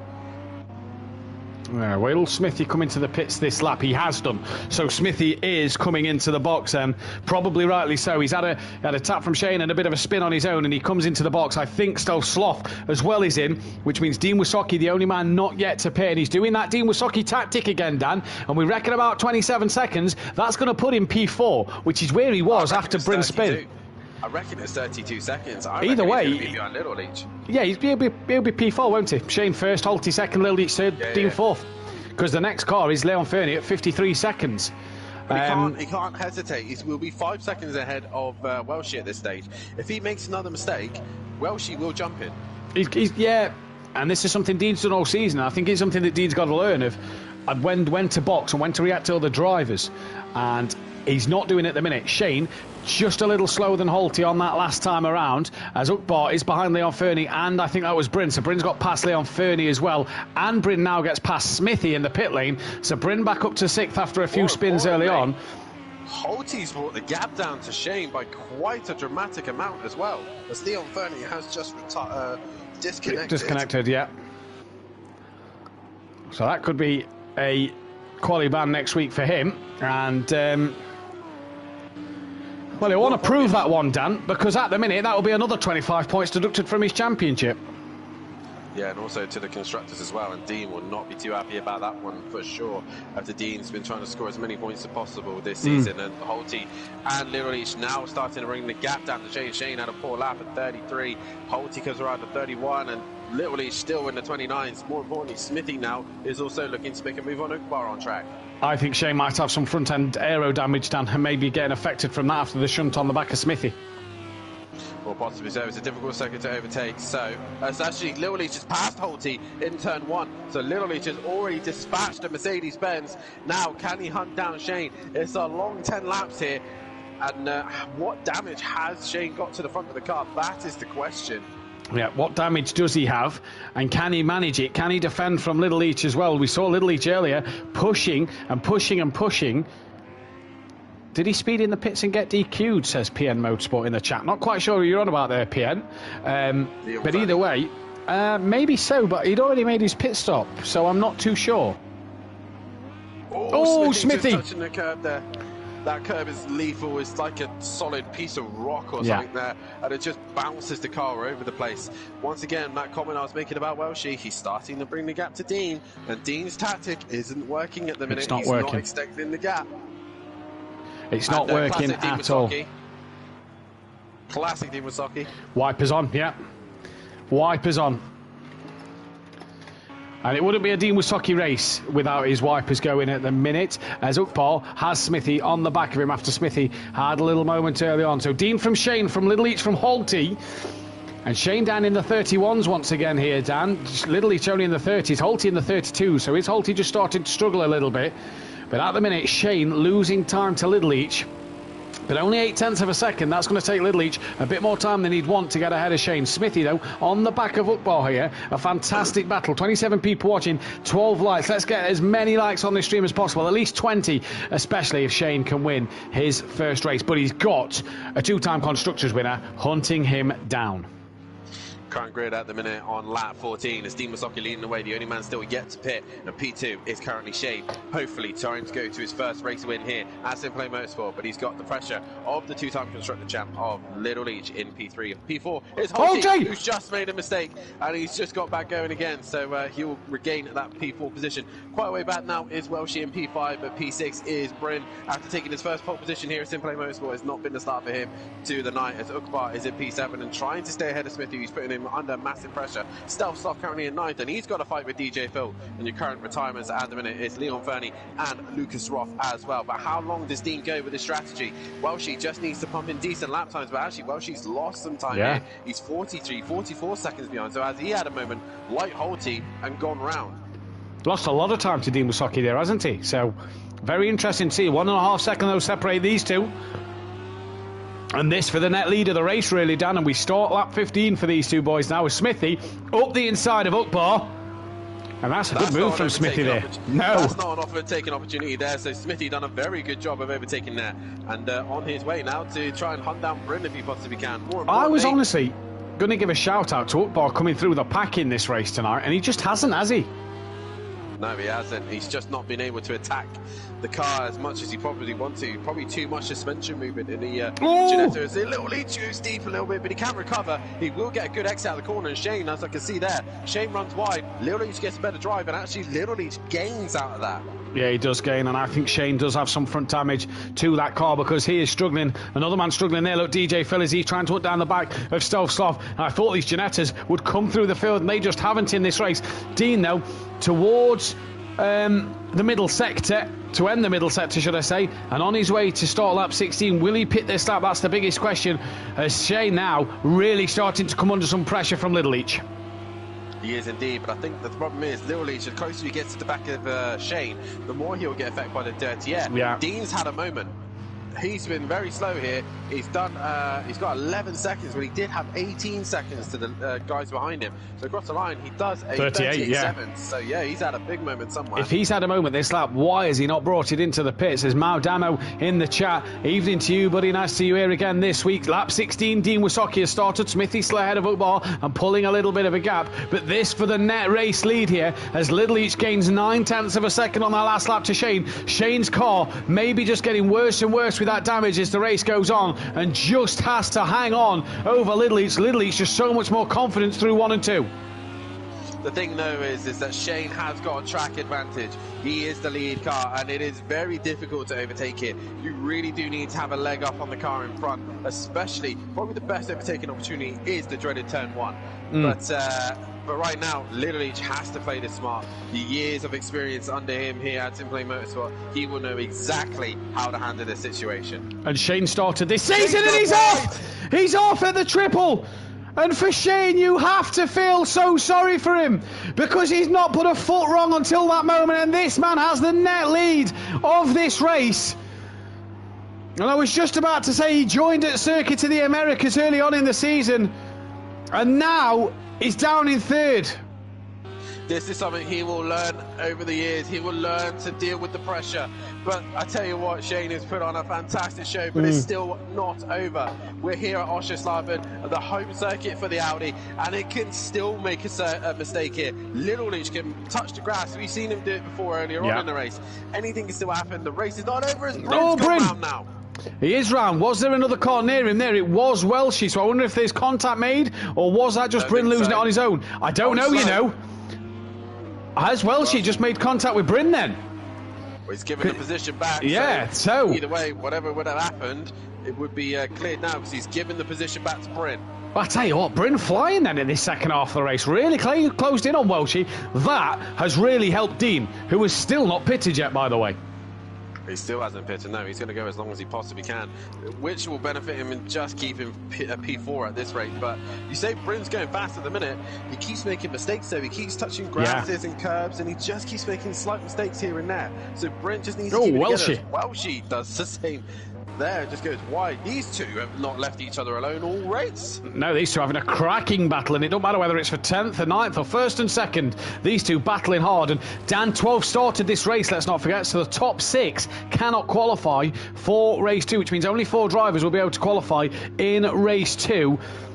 And Dean hoping that he can get a good enough pit stop to come in and out ahead of Holty as Welchie now on the back of Bryn once again. Little Each some 4 seconds quicker than Shane on the last lap as Dean now I believe has peeled off into the pit lane. Yes, he has, looking at a red dot, and in he comes.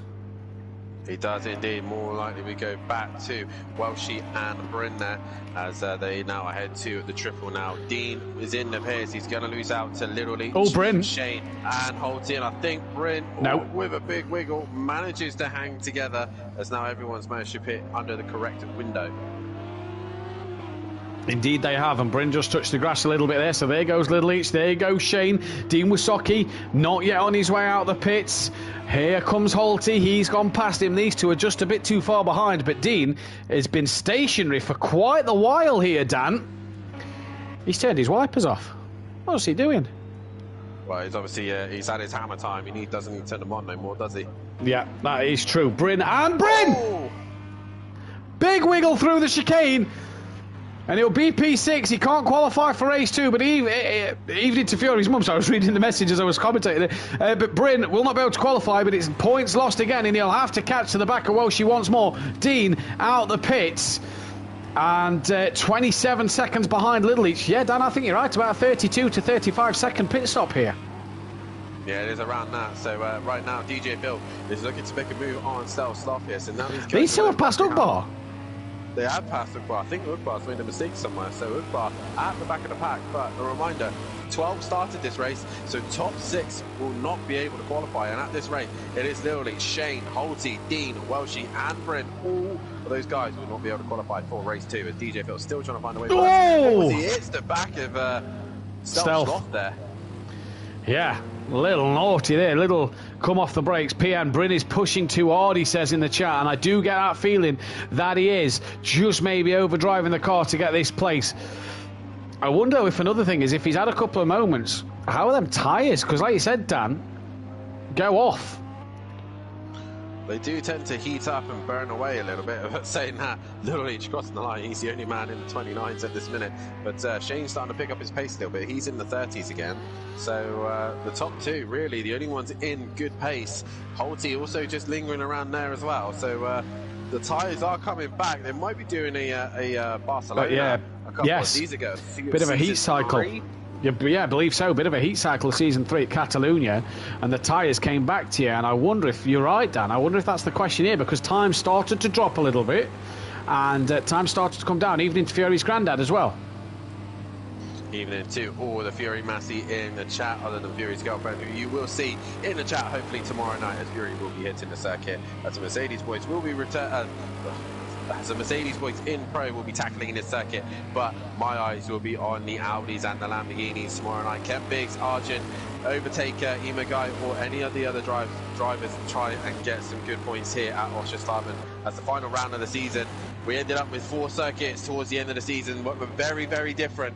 We ended things off at Bruno, which was a chassis circuit. We went to Daytona, power circuit. We're here at Oscherslaben, once again, a chassis circuit. And then we finish the season off where the home of speed is. We go to Italy, where Peaceful and Monkey Boy will represent in Italy in their Ferraris as we head to Monza, which will also be Peaceful's 150th race. Yes, it will be. Speaking of 150th races, Dan, we've got a little mention in race 2, as I forgot to mention it was Holty's 50th race in race 2 last week, so well done to him. Race 2 will mark Welch's 150th race, and what an achievement for the Scotsman in this here, Upbar and Stealth. And Phil's got through. So Phil was already through on their was he? Two, I believe he was. Yes, just looking back on the stream now, Stealth, yeah, Phil had already got past Stealth just before this corner. You just cut away before that corner happened. So I wonder what happened there then, as Stealth, I think, has had another moment, and Upbar, no, he hasn't. Carries on going. It sounded like he'd lost the rear of the car. Shane, again, lapping in that lower 30s, as is Holty, as is Little Leach once again. So all lapping around the similar pace. Bryn, 31.6 to Welsh's 32.9. Coming back at Welshie, but lap 20 of 23 for the lead drivers. The leader is actually Little Leach. He's on the back of this Upbar soft battle. So that could help Shane a little bit if them two start to have a ding-dong and Little Leach gets caught out in the middle of it. Shane seems to have lost a lot of time here. I don't know what it is. Possibly I think he's got damage, yeah. Yeah, that front end damage, probably a little bit of a downforce, probably just struggling in the straight lines, possibly. As Little Leach crosses the line, he's 9/10 off his best. As Shane comes towards the line, what's he off? He's probably off quite a bit. He's 3.6. He's had a moment somewhere. Yeah, he's had a moment this lap. Got to be careful because Holty's within a couple of seconds of him now. As Upbar! He's hit the wall, and that's going to just scare Little Leach ever so slightly, but he's obviously managed to clear them. As I just hear another car sounding like it was off. Yeah, I agree with you. It sounded like an Audi as well, but it doesn't look to be at the moment. As Holty lost a bit of time last lap as well to Little Leach, and Dean lapping similar. Dean's been a bit off the pace here compared to the leaders, but he's done some good 31s when he's not made mistakes. So even though he's just that bit off the pace, he's sort of the best of the rest, if you will, tonight. Yeah, I think, he has. Bar Bryn, Dean's kind of around that fifth or sixth mark with Welchie. Yeah, I would say so. Bryn obviously not having the best start to this race as DJ Phil goes right on the grass. Just looking at fuel, and Shane, 8.6. He should make it to the end as Upbar's just in his way and he just clears him. So easy as you like there for Shane, but he's quite low on fuel, but I think he should be okay. Holty also 8.8. Everyone else is around 15.8. Leader 12.9. He's now behind the back of Stealth Sloth. Can he clear him? And Stealth Sloth does the correct thing and move right out the way. Obviously, he doesn't have to. It's his choice. Yeah. It's a reason to do so, but he does get out of the way. But he's back on the power. Look at that Lamborghini come back. Yeah, look at it come back at Little Leach. I reckon Stealth Sloth got off of it a bit there as Upbar is into the pits once again, and that is a race for Upbar that he's not going to want to see. He'll be glad to see the back of. 7.6 litres in the tank, 8.1 for Holty. So you're right, these two a little low on fuel here, Dan, with 2 laps to go. And I tell you what, Dean Wasocki could be in a decent position here. I think they should be okay. Yes, I agree with you. Okay. They'll be pretty dry when they come to the checkered flag, though. Yeah, it's a good thing they don't have to give a fuel sample, or else they will both be heading to the stewards' room. But right now, Ukbar in the pits, and he's in there for a while. So Little Leach, though, on his penultimate lap, on the penultimate round of the season. And is he about to wrap up this title here this evening? So the question by PN Motorsport, pit confirm, copy, and Ukbar has done it for me. So pit confirm.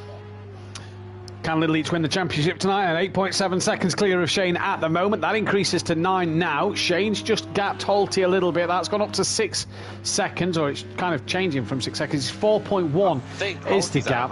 Yeah, I think he has as well, because he was a bit slower last time round, but this time he just looks like he's further back. If he keeps having moments, you know, this man could be ready to pounce. Half a second quicker last time around. Welsh has Bryn 4.8 behind, and they're pretty much at the beginning of their lap. So Welsh wants to make sure he stays clean here, because Bryn will be on the back of him. Smithy, he's 2.7 clear of DJ Phil at the minute, and that you saw in the background was Little Leach going into turn 1. And Little Leach, a lap ahead of Ukbar, or a couple of laps ahead of Ukbar, on his way to winning this race. And will that give him the championship? I don't think so, but it might have to wait till race 2 for Little Leach to become the champion then, as he's had a fantastic race. Only for Shane to make one mistake and kind of open that door for Little Leach, if you will. But he's had a great season, Dan, and a worthy champion nonetheless. If it's not to happen tonight, it will more than likely be next week. A worthy champion nonetheless. Who's his championship rival? It's Lucas Roth. James Grill and Lucas Roth, and both not scoring. So pretty much Little Leach has just got to finish this season as well. She's had a moment. He's had a big moment, actually, and that's allowed Bryn through. So more points to Super Crash Bros there, and I think it's then Bryn, his next closest rival. Is it Ukbar? For Welshie, I think Bryn's behind and Ukbar's in front. No, Ukbar, for Little Leach. Oh, for Little Leach. Well, that's it, because Holty is 4th and can't win the championship. So, yeah, so it is just James Grill and Lucas Roth that can try and win the championship and do the job for them. Here he comes.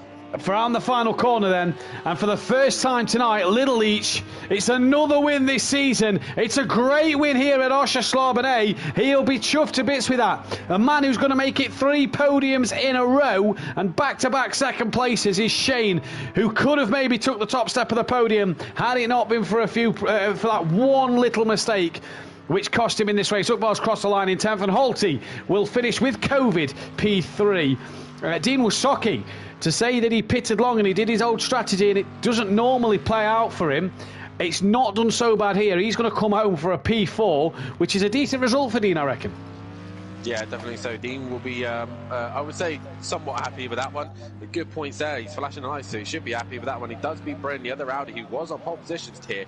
To be fair, Holty and Dean have done very well in the Mercedes-Benz here this evening, as Bryn has managed to jump Welshie just at the end, and we still got a fight going on as Smithy and DJ Phil were close, so they're close towards the end, but Bryn is going to come home. The pole man here, not going to be happy with race 1. He will have to not qualify for the next race, though. He'll come home in P5. And Welshie also just in that window of not being able to qualify for the next race. So he's got a little bit of damage to the front end of that Lamborghini. So yeah, I wonder if he hit the wall when he had his spin earlier. DJ Phil in the gravel, and that is pretty much put to bed unless Smithy spins here. The battle between him and Smithy, but Smithy will come across the line for AP7, and DJ Phil Green will cross the line for a P8 there then. So not great points for Terminal Velocity Racing. Fastest lap of the race actually goes the way of Shane by 1,000th of a second. Shane takes the fastest lap. What a job then from him. I didn't even Shane. Do you see Shane do a 29.5? What a job. Bryn not far off the back neither with a 29.6. Them 3 are the cut above the rest. They've just got to get rid of their mistakes. Ready for race 2, which will be around the corner in 5 minutes time. It will be Welshie's 150th. He can't qualify for it. The only qualifiers will be Smithy, DJ Phil, Stealth Football, Leon Fernie and Lucas Roth. If we get them back, we'll be back in just a moment. I've been counting down the days to get out. I've been looking for a way from this town. And you're too far away to help me now. So I'm counting down the days to get out. 'Cause 'Cause I need to learn to forget everything that drags me down. I need to forget everything inside me now. Full speed ahead, fly from the end, so I'm full speed ahead.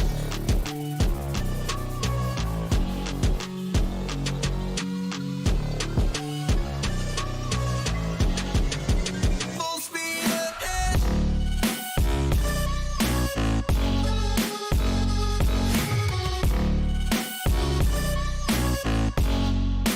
Full speed ahead.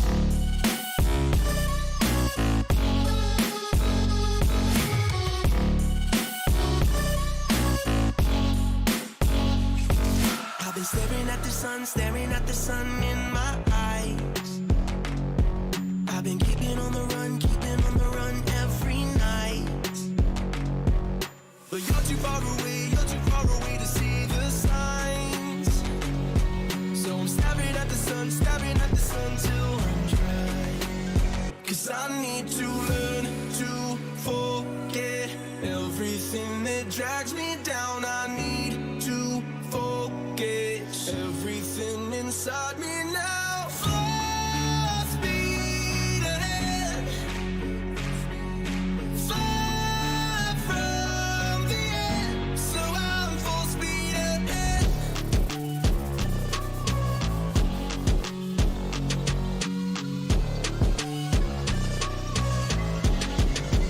Full speed ahead.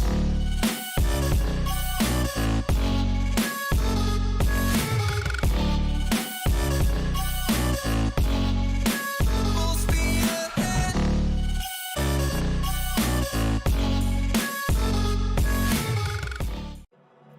I've been counting down the days to get out. I've been looking for a way from this town. And you're too far away to help me now. So I'm counting down the days to get out. 'Cause I need to learn to forget everything that drags me down. I need to forget everything inside me now. Full speed ahead, fly from the end, so I'm full speed ahead.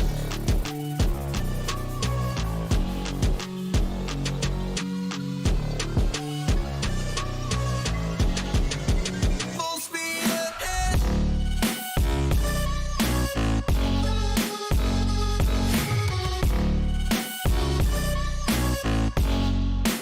Full speed ahead.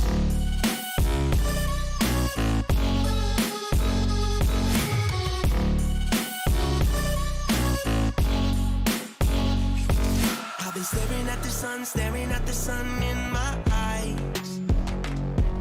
I've been keeping on the run every night.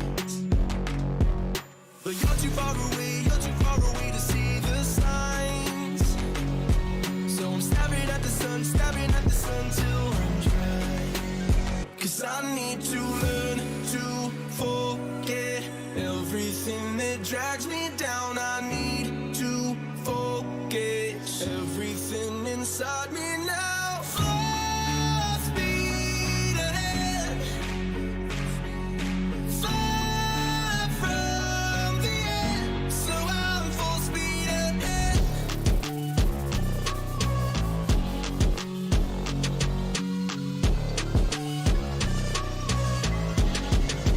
Full speed ahead.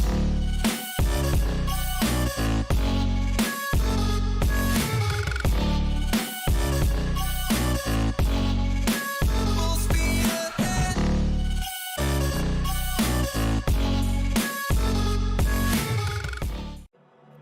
I've been counting down the days to get out.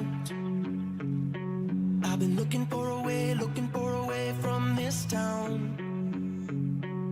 And you're too far away to help me now. So I'm counting down the days to get out.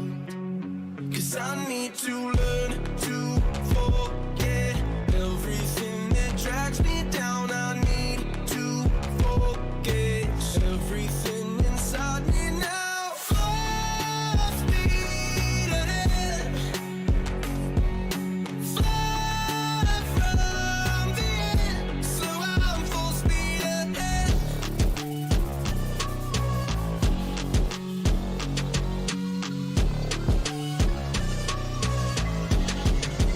Full speed ahead.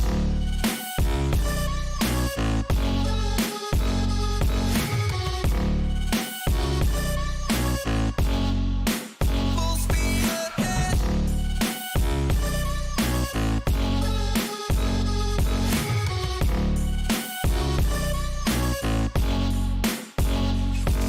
I've been staring at the sun in my eyes.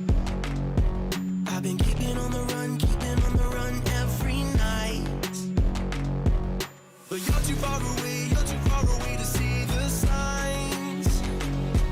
So I'm staring at the sun till I'm dry. 'Cause I need to learn to forget everything that drags me down. I need to forget everything inside me now. Full speed ahead, fly from the end, so I'm full speed ahead.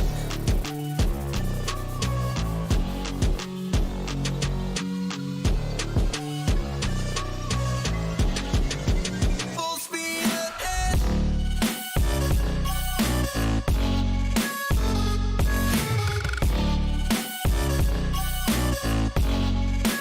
Full speed ahead.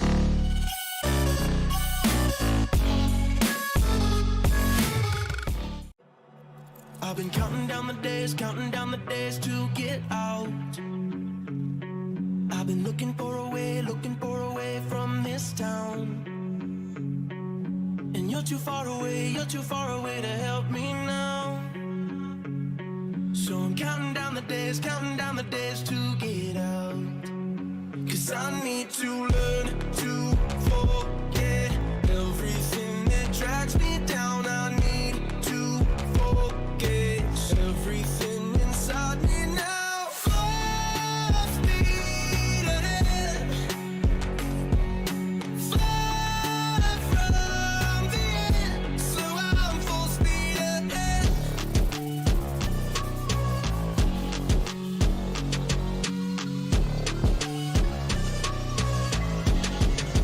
Full speed.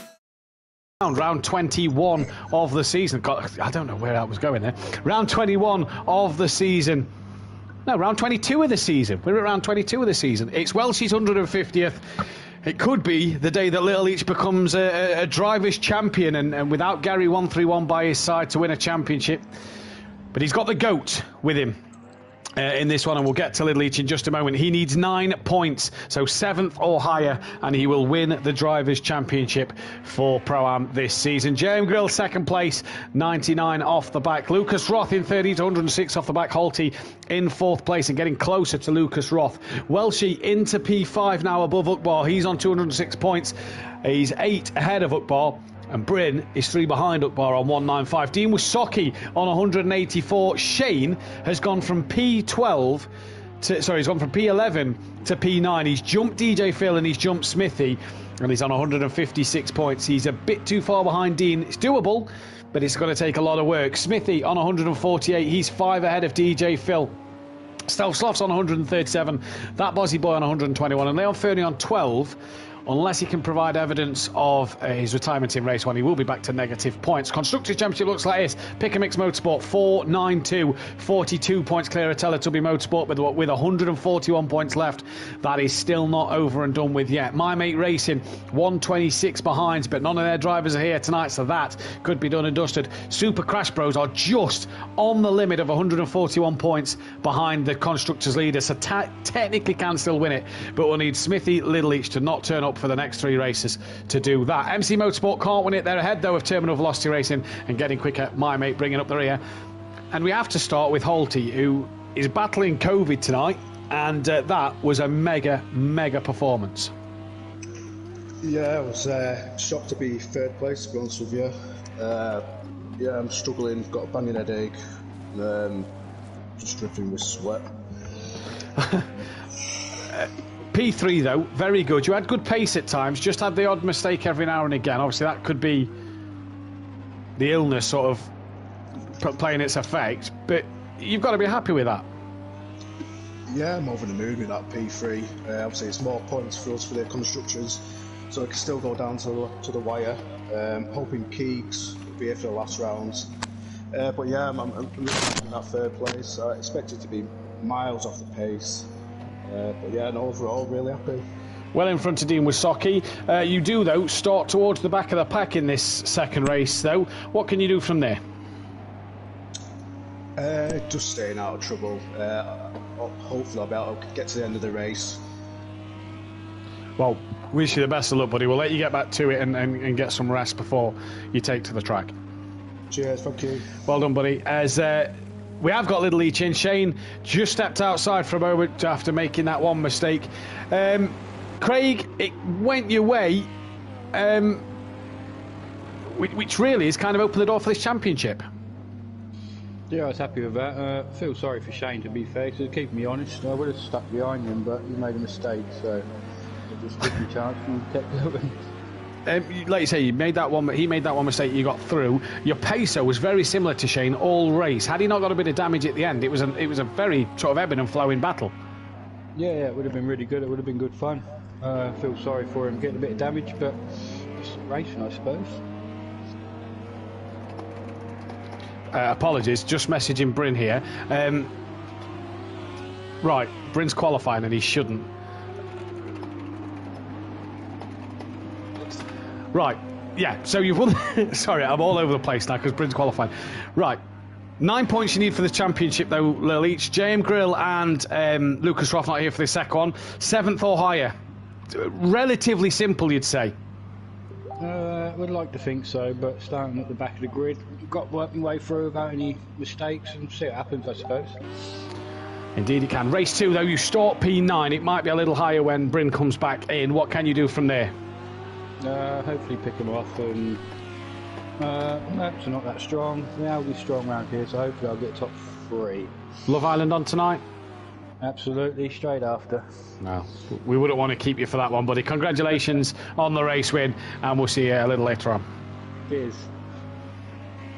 So then, Dan, I've just read that I did say a typo to Bryn that said you can qualify, not can't. So that is my bad. He has left the lobby and come back in, so that will negate his lap time. And it's currently this man on provisional pole. I know, what a rookie mistake. It's currently this man on provisional pole. One thing I need to do is Bryn's not had a pole position, I do believe. Where is Bryn? No, he's not had a pole position this season. He has before, which puts him on to 2. Yeah, so I need to sort that one out. I'll sort that in a moment. But Welsh's 150th appearance this week. It'll be Little Leach's next week. That, though, is Little Leach's 10th win here at Simplay Motorsport. He's had 7 of the wins this season.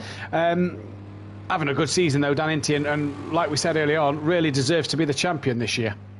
Yeah, and just a reminder though, just so Sutty doesn't feel like I'm just bullying Mathew, but those 7 race wins do not count, obviously, because they're in Pro-Am. Just so that Sutty feels a little bit better about that one. But I mean, that makes me feel better. Nonetheless, it has been Little Leach's season, and he can finally sit there and go, I can earn my way back up into Pro. And we partner with his brother back once again, or decide to go the different way. Could we have the Leachy Legends or the Leach Motorsport boys going separate ways as DJ Phil goes up in the P4 and now Ukbar currently up on his lap time. And if he nails the final sector, he should be able to go quicker than Leon Fernie. He should be able to go quicker than Leon Fernie, who's back in the pits with 3 minutes remaining. Leon Fernie from Ukbar, from Smithy, from Phil, from Stealth Sloth. That is your qualifying order. The bottom boys can't qualify. Bryn will start P6 and Walsh will start P7. Dean right at the back of the pack, and that's possibly not the worst place to be on these reverse grid qualifying sessions. As we come into this one then, Ukbar does go provisional pole, and what will that do for the Ginetta? Will that put the Ginetta ahead of the McLaren? It would put the Ginetta ahead of the McLaren on pole positions. Oh, well, no, not another one passing the McLaren. The Audi has passed the McLaren on race wins as well. Just to let you know. It's tumbling down the list. It's tumbling down the list. To be honest, I'm glad I'm not in that car no more, to be honest. Around this circuit, I don't actually think the McLaren would be that good. It's got too much understeer, so it would just end up going off everywhere. But what car can we get back up there next season? The Cora? Nah, the Acora's had its day. No one wants to try that. The Bentley, the BMW's had 4, the Ferrari and the Nissan GTR, the Cadillac and the Aston Martin have never actually won a race. The Bentley, the Mercedes SLS, the Nissan GTR, the Aston Martin and the Cadillac have never got a pole position. So what's not got a race win? Bentley, Z4, Ferrari and Nissan GTR, Aston Martin and the Cadillac. Ferrari hasn't got a win. Ferrari has never won a race. But the Z4 and the Ferrari have 2 pole positions between them. The SLS, the GTR, the Bentley, the Aston Martin and the Cadillac do not have a race win. So is that a challenge for you, Dan, to get one of them cars to have its first race win? Well, that could be a challenge indeed, but will I do it? Probably not. Yeah. As Oakbar comes to the line, no improvement there. Really 1 minute 44 left. I'm really confused. It's just the Gianettas out on track. Yeah. Leon, Fernie, Smithy and Stel Slough all just bailed back into the pits. Yeah, they're just chilling. It's just a Ginetta track day at the moment for who will be pole position, and I feel that Oakbar's got the job done. 1.3 seconds clear of Phil. We don't know if Phil can put in an absolute stronger of a lap time. True. Probably a reminder of when did he put it on pole at Monza in the wet? He won both races in the wet as well. Yeah, see, when DJ Phil can do it, he can do it. But Dan, do it in the Ferrari. No, I'm good, thanks. I don't like the Ferrari whatsoever. Right, let's talk about tomorrow night, seeing as Jamie Brazy's made that comment. You and Jamie will be in the commentary box tomorrow night, 8 PM BST, for the Pro. What are you expecting from tomorrow night's race, Dan? Give us like a little insight to what you're expecting tomorrow night. What's going to happen? Who's going to do what you think? I'm expecting a 2, possibly 3-page review on my notebook, possibly. I honestly don't know. Most of the grid is Mercedes. I'm hoping the Ferrari should be strong around here. I've seen Peaceful going round, and he should be up there. So Looks good. Looking strong. Yeah. Lamborghinis, I think, are going to struggle with Sutty and KLF. Not really their type of circuit, but the Audis should be strong. I haven't seen Biggs out on track yet, so Biggs could be a man to keep an eye out as well. Still just pumping in lap times. Yeah. But the Mercedes boys, I reckon it's all about who cannot trip over one another. I know for a fact Gary dislikes this track massively, as does yourself. Yep. Overtaker, on the other hand, I'm not sure if Overtaker is going to be strong here. I really don't know. Well, he needs to obviously make up for what he lost last week. 21 behind, I do believe, in the championship battle. Yes, 21 behind in the championship battle. Fury, he's still in that championship fight as well. What can Fury do? Again, I think it's going to be a circuit where Fury's going to struggle. I don't think if you're in Mercedes, you're going to be struggling all night long, I reckon. But it all depends, really, how it all pans out. It all depends on the first corner. I like Jamie's comment. He says, I'm expecting you to do not a lot, Matt, says Jamie in the chat. And Emplava says that Emplava win nothing more, nothing less. And I think Emplava needs to get himself back on the top step of the podium. It's been a while. So, been since Nürburgring. No, been since Sport last season, as we've just lost Stel Sloth. Oh, no. So he might not be going in this second race then, as Ukbar takes takes pole position in this race, Dan. I believe we've lost Stel Sloth from the race. Not good, not good. So we went from a 11 car grid, and now we're down to 10 again.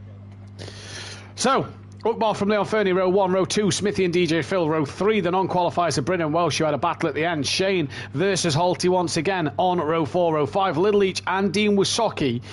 No Stel Sloth. Did he get himself back in time? That's the big question. It's not letting me continue here. It's just got to spin in circles. So hopefully this will get sorted soon and we will get back going.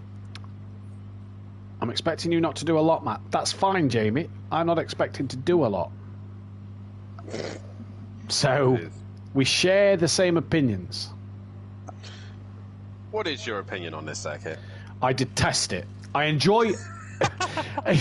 It's like Snetterton for me, Dan. I'm a fan of the track. I enjoy the racing that happens there. In terms of driving it, absolutely detest it. You're going to love it tomorrow. You're absolutely going to love it. And just when the pressure's on even more, by the way, to sort of have that now championship lead, if Overtaker's back, I've got to battle with him once again. It's been great all season. On a track I detest. What more could you possibly want? You know? We may as well be at Snetterton. Oh, dear. You're going to love it. You might end up winning races. You just don't know. Anything can happen. The weather, for example, I mean, I haven't even looked at it, but there might be a chance of rain. Is there a chance of rain? No. So the rain ain't going to help you either. So as the guys line up, it is Ukbar on pole position. Looked at his fuel. Hopefully that will be updated very shortly, because that's 15 litres. He ain't going to get very far on that. The weather for tomorrow is... Oh, there is a chance of rain for Q1. Then it quickly disappears for the rest of the afternoon. But it looks cloudy tomorrow. It looks medium cloud to light cloud is what I'm going to say tomorrow. At the minute, 26 people watching the stream, 15 likes. Guys, girls, hit that thumbs up button. Subscribe if you are new. Poll out, get your vote in for who you think will win. Round 22 of the season, we've lost Elf Sloth. His teammate makes his 150th appearance in Welshie. And Dan, your tip for the race win? Oh, I'm going to have to go the way of... I can't remember who I voted now in the chat. I'm going to go... Well, I'm going to go Little Leach. Little Leach, okay. I'm going to go Ukbar. Yeah, I think Little Leach is going to come through the back, and his patience of racing in pro will help him out in this one. As Seaosn keeps trying to return, but he ain't going to get in, sadly. Yeah. Here's Ukbar on pole position with Leon Fernie alongside.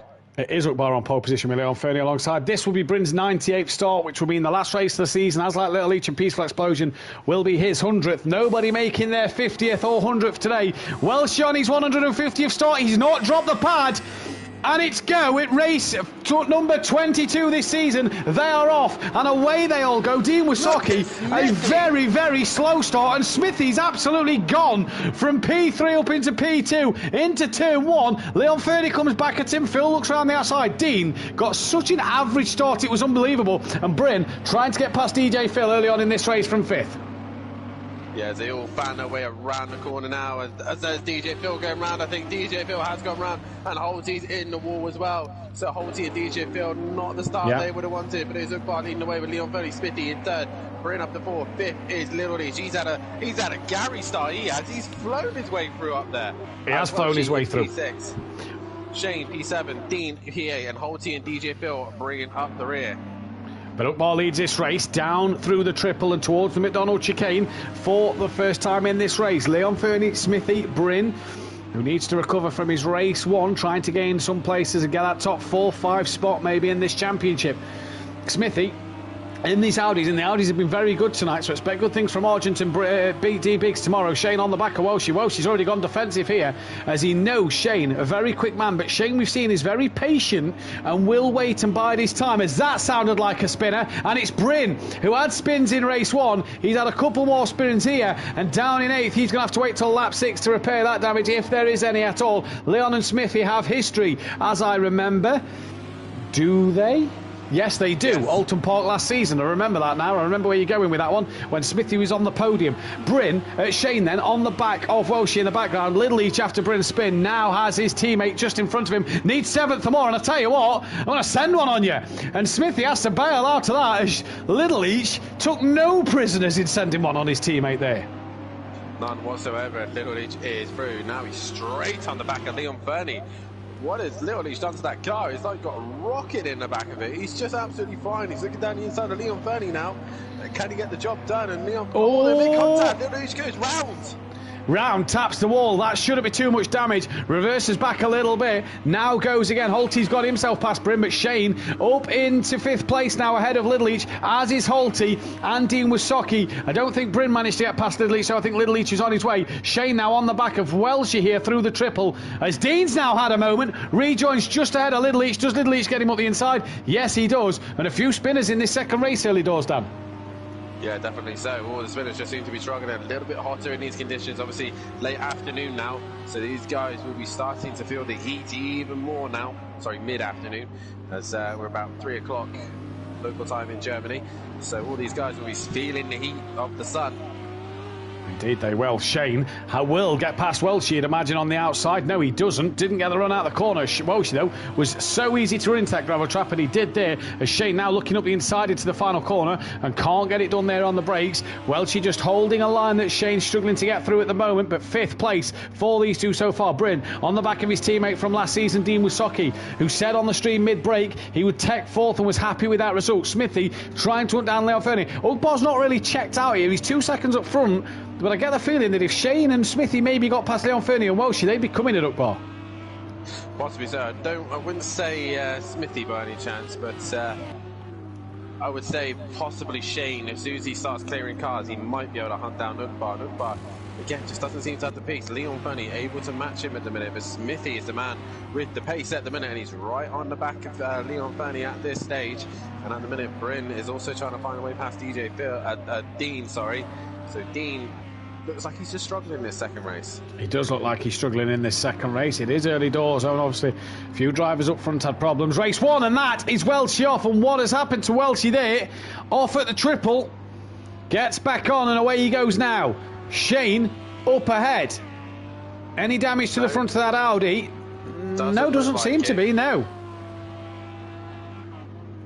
Smithy, on the other hand, is still pressurising Leon Fernie here, so whatever Smithy's done to his car, it seems to have found a happy spot, and it's looking to try and give Leon Fernie a bit of a headache here. Liam, the Pick and Mix Motorsport Audis, Dan, do seem to be a bit sharper in this second race, as Shane once again now through, looking to get on the back of these three as quick as possible. Dean now, is still ahead of Bryn and has Welshie. Where is Welshie? No, Welshie's down in 9th, so he's got past Welshie, sorry.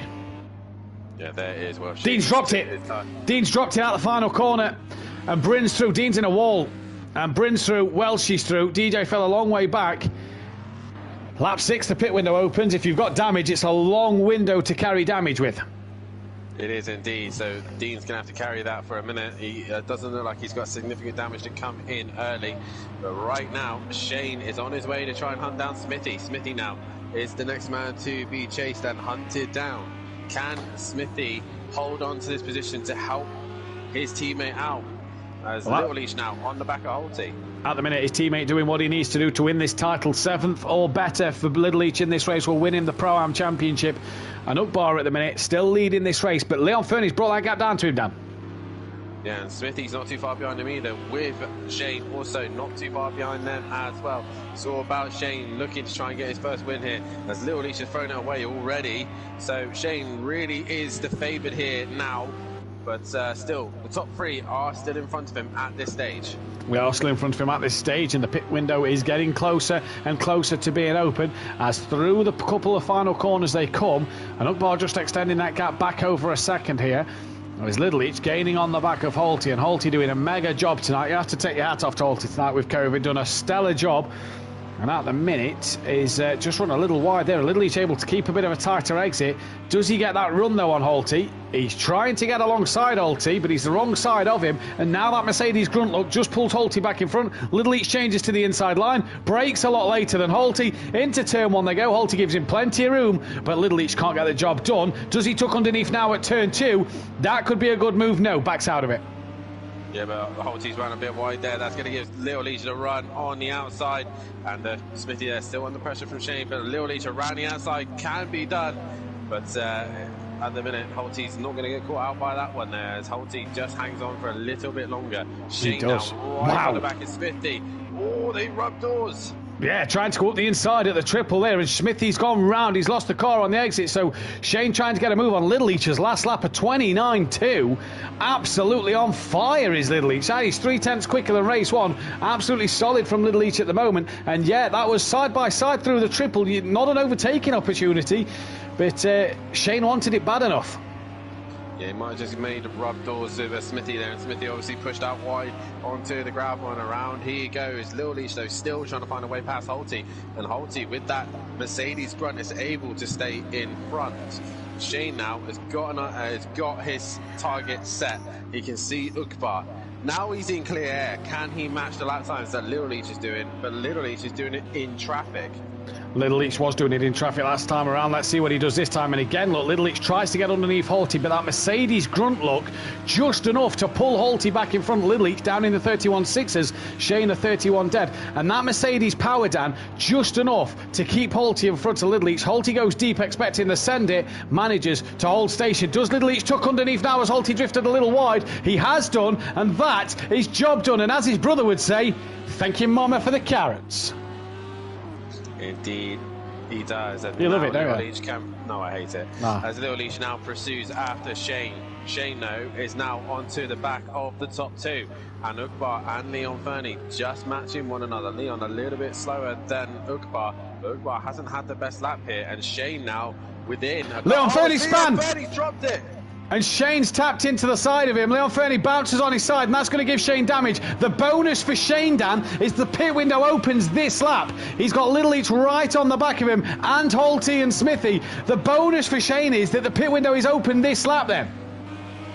It is indeed. So Leon Fernie causing chaos there and allowing Little Leach to get right onto the back of Shane here. How much damage has Shane got? As he goes a little bit deep, I reckon he's got major damage. He nearly drops the front, he nearly drops the rear there. Holty's gone straight on as well.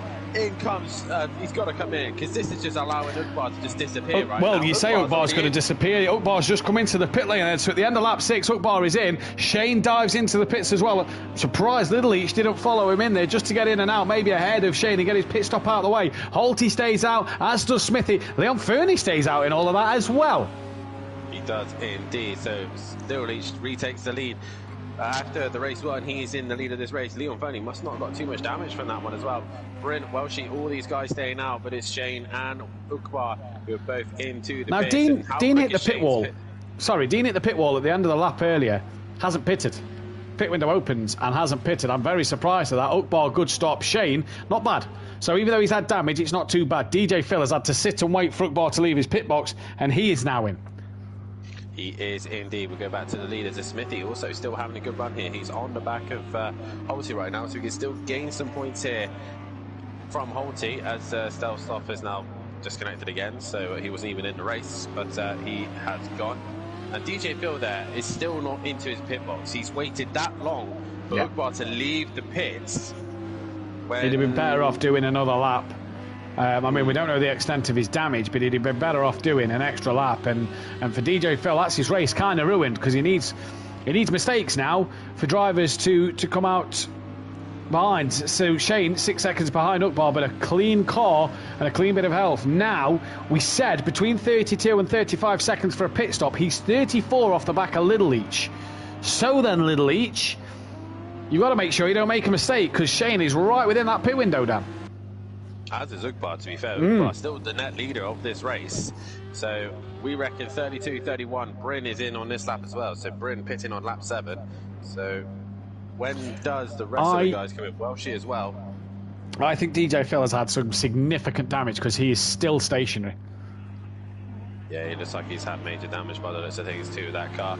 Smithy, though, still on the attack of Holty here, so he's really trying to help his team out here. Now, Little Leach is now starting to spread his legs a little bit. Lap times are coming down. You can see there, 32 seconds now to Ukbar. So Ukbar... Has Ukbar made a mistake? Because he was some 6 seconds ahead of Shane. Shane has also lost time as well to Little Leach, so Shane also not lapping as quick. Obviously, they've both done their pit stop. Yeah, they've passed Bryn and Welshie. Bryn's jumped Welshie. No, Bryn was ahead of Welshie, sorry. So Bryn's ahead of Welshie and out the pits. So Little Leach will now drop to at least P7, depending on his pit stop. As DJ Phil comes out the pits, right in the middle, according to the track map dots, of... Oh, was that a spinner? No. Nobody's gone round or stopped. It just sounded like someone was very slow and sluggish. DJ Phil has come right out in between Welshie and Bryn. Lovely job. Yeah. So, Welshie won't be too happy about that one, because he'll want to get DJ Phil right out of his way. And Phil there, just slow on exit, and I don't know why he's done that. Yeah, very strange for Phil, and he's wide. That car still looks battered, does DJ Phil's. He's pulled off the track. He's let Welshie through now. Little Leach has started lap 9. So has Holty, so has Smithy, so has Leon Fernie, who'd say he took a big whack from Shane early on after he'd span. And he's still there. He's still there. As Dean, I do believe, is the car coming in the pit lane. Yes, he is. He is in the pits. Lap 8, Dean Wasocki comes into the pits, and he's going to have quite a long pit stop, I reckon. But Little Leach now just starting to spread his legs a little bit. Yeah. Bar coming into the final corner. He's 34 seconds behind. He's being hunted down by Shane. And across the line he goes. Bar 31.0. Shane 30.6. Neither of these two are lapping the same as Little Leach, who's just gone and smashed. Fine. He's made some changes in that mid-session break. Because I don't think he has. I think the car just seems to suit this type session. Possibly so, but that car is 4 tenths faster than what it was in race 1, and maybe it's the clear air that he's got early on with fresher tyres, I suppose. Possibly so. You know, maybe it's the pace advantage he didn't show us because he was behind Bryn and Shane early on in that first race. Either way, Dean Wasocki out of the pits now. He's lost out to Bryn and to Oshie. He can now focus on making up places when other drivers pit later on. He's well ahead of DJ Phil. He is, though, nearly a lap down to Little Leach. As Dean comes out the pits, Little Leach is coming round the final corner, I do believe, to start what will be lap 10 of this race, and crosses the line now to do so. Not Holty, not Smithy, neither does Leon Fernie pit in this session. So from Uckbar downwards, have all pitted. Top 4 yet to pit. Dean scraped the pit wall on pit entry, said Jamie. That probably would have been sorted in the pits, I'd imagine. But Leon Fernie trying to put the pressure on Smithy for that podium once again.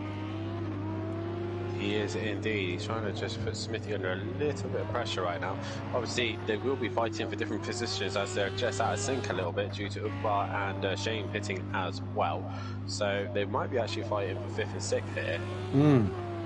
Could be. We'll have to see what they do. I mean, Shane's only 29 seconds behind Smithy, so a good stop for Smithy. Could come out right on that battle with Shane and Uckbar then, as Shane's getting closer to Uckbar. Every lap he does a 31.2 for Uckbar, a 30.8 from Shane, so just another 4 tenths Shane's taken out of Uckbar's gap. And Bryn, 4 seconds behind Shane. Behind Bryn is 5 seconds to Welshie. Behind Welshie is a big gap to Dean Wasocki.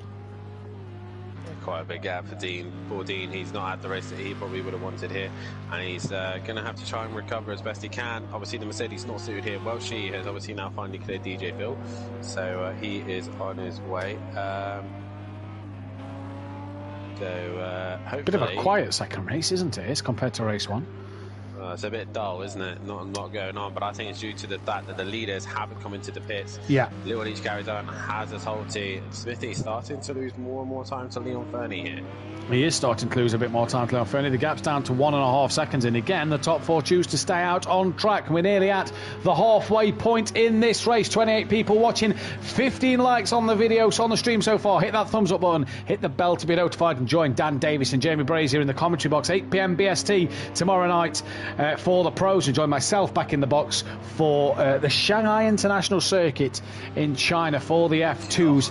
And don't forget, hit that great big red button that says subscribe. As Shane, 1.8 off the back of Uckbar now, and just starting to chip away time to Uckbar, losing time to Little Leach. But I tell you what, that gap to Holty could be an interesting one. It is around the 32-33 second mark, Holty to Shane. It is indeed. So Holty is bringing himself back into this one once again. Shane, on the other hand, he really needs to start kicking his ass in gear at the minute, because right now he's not going to be able to get that win here at Oscherslaben, and I think it might be tricky for him at Monza.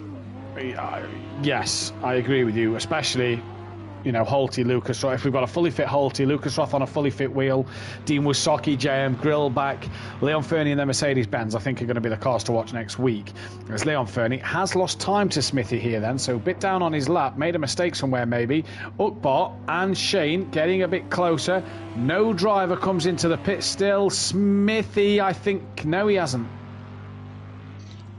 So all these guys just staying out at the minute, still waiting on Holty. Leon Fernie, Little Leach and Smithy are the only ones still yet to pit, and yeah, not quite the race we was expecting here. Yeah. James made a mistake.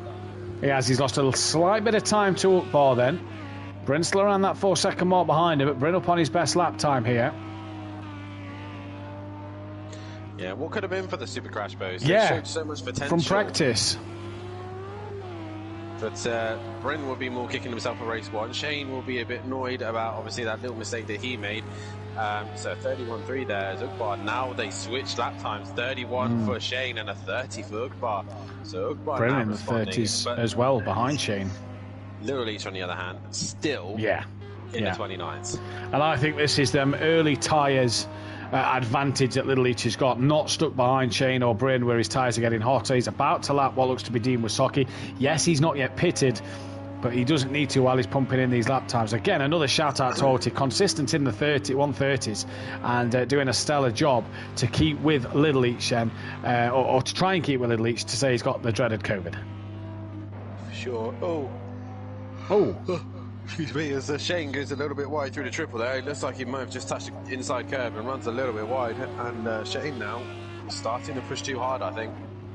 Yeah, I wonder if he's just starting to push a little bit too hard. He has caught Ukbar as Smithy now enters the pit lane at the end of lap 12. So let's see where this brings him out in relation to Ukbar. And Shane then, as Leon Fernie does the same thing at the end of lap 12, drives into the pits from P4 and P3. Will these two be able to get right? I tell you what, this could be close between, if Smithy and Leon have a good pit stop, because they're losing all this time at the minute getting to their pit box, this is allowing Ukbar and Shane to get closer. Bryn, you know, might be in the shout here as well. Possibly Smithy, so. good stop. Shane already gone down the back straight, so Smithy's moving. But obviously these guys are going to be halfway down the straight. Oh, Bryn's had a wiggle. Wiggle in the outside there. Smithy's going to be off the power any second now. So off he goes. Bryn's going to be on the turn 1. So Bryn, I think, might lose out to Smithy here. As there is Smithy. No, Bryn's going to hang in there.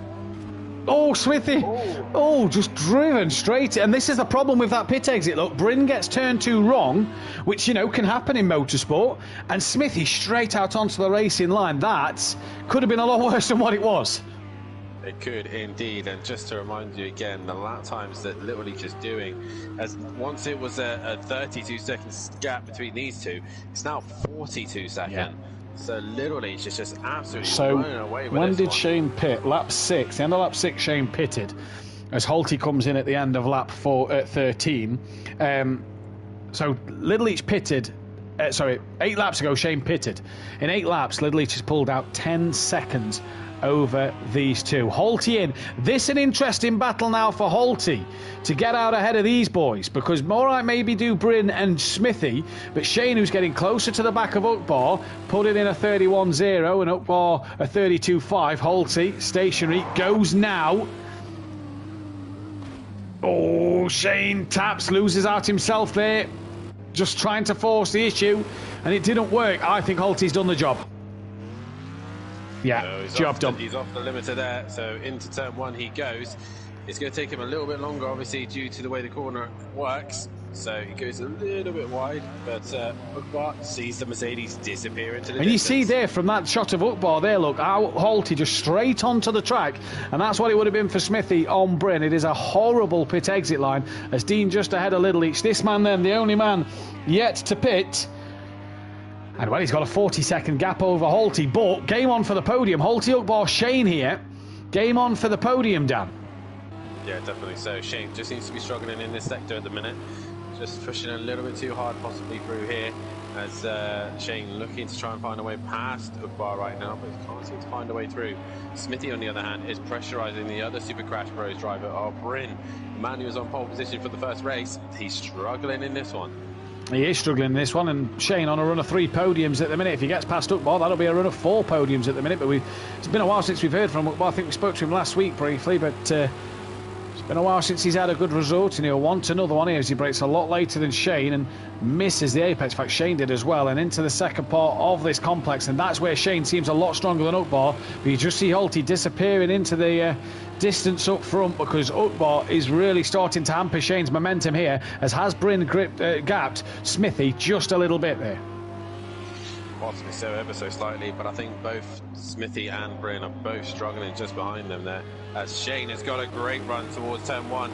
Is he going to send it down the inside of turn 1? He's looking towards do it, but he just off the brakes a little bit earlier there, and he doesn't quite get the run on Ukbar there, but he's going to go around the outside of turn 2.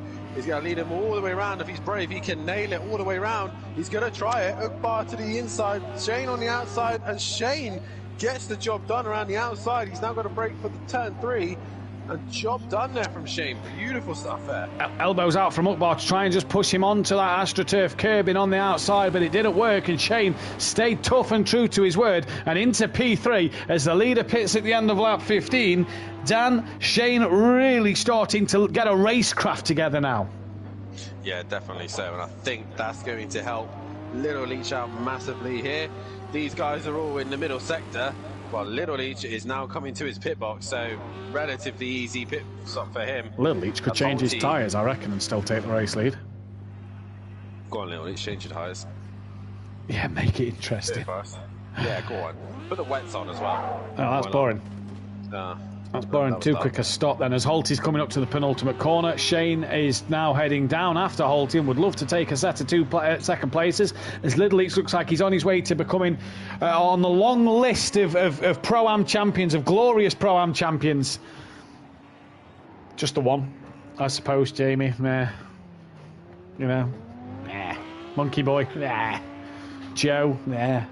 Fury, I think out of them, the best one was Joe. Oh, the best championship by far was Joe in Pro-Am. But Little Leach on his way to becoming on that long list of Pro-Am champions of myself, Fury, Rabbit, Joe, Monkey Boy, and Big Boy Brazier from Season 1. And he's now on his way to becoming the champion. He's out of Gary 131's shadow, if you will, and he's showing us what he can do when the spotlight is on him. Holty, 8 seconds behind Little Leach. That's pretty much what the gap was when they pitted. In fact, if anything, Little Leach has gained a second or two there. So Holty, he's done a good job. Had a good night as Holty, a second and a third at the moment. Had a solid set of results. Yeah, he has indeed. So Holty, I would arguably say, looking to be a driver of the day, carrying COVID as well. He's really been solid, especially in that Mercedes as well, which is a track that does not suit the Mercedes. He's managed to make it work the best. This man is currently trying to find a way past Leon Fernie, and he runs a little bit wide there as they come through at McDonald chicane, and she's just not able to catch onto the back of that Mercedes at the minute. No, he's not able to just gain on him. Dean Wysocki has not had the race to have wanted. He's well ahead of DJ Phil, but is some 30 seconds behind Welsh at the minute. Jamie Brazier, only real drivers win a championship in Pro-Am. I can agree with you on that one, Jamie Brazier, especially when they're in their Cora. As Ukbar just starting to lose touch to Shane up front, and he's just slowly being caught by the other Super Crash Bros Mercedes of Bryn, as Shane a bit quicker than the Holty last time round, some 5/10 quicker. Yeah, so starting to come towards the end of this race, and it's starting to the tyres are starting to scream. They're starting to give way now, and the drivers now are just got to make sure they don't lose their concentration towards the end of this race. Yeah, it's just about getting to the end from this position. For Shane, it's another second place to propel him up this championship, because Dean's not had a great race and he's only 20 odd points behind Dean. So for Shane to get a top 10 finish here has been fantastic. For him to get even higher would be an even better achievement. This man looking to get back into the top 5 after his good start early on. Bit of misfortune mid-season, but he's looking to get back ahead of Ukbar. If he can get past him, we'll score a couple more points, close the gap. He'll close the gap on Welshie, he'll close the gap on Lucas Ruff and JM Grill as well. Shane will close the gap big time on Dean Wysocki on the podium, and then with Dean down in 9th place. For Holty then, it's about maybe catching his teammate. He's only some 26 points off of the back of Keek, so he can easily catch his teammate at the moment. Bryn and Shane, though, hunting down Holty and Ukbar. And I tell you what, Dan, if Argent and D Biggs are watching tonight, they must be licking their lips ready for tomorrow. Yeah, I'm pretty sure they won't be, though. I'm pretty sure they are not watching this right now. But either way, for Audi is looking very strong here at Oscherslaben. Shame there's no Porsches this season, because I'm pretty sure whoever would have been in the Porsche would have been very strong here as well.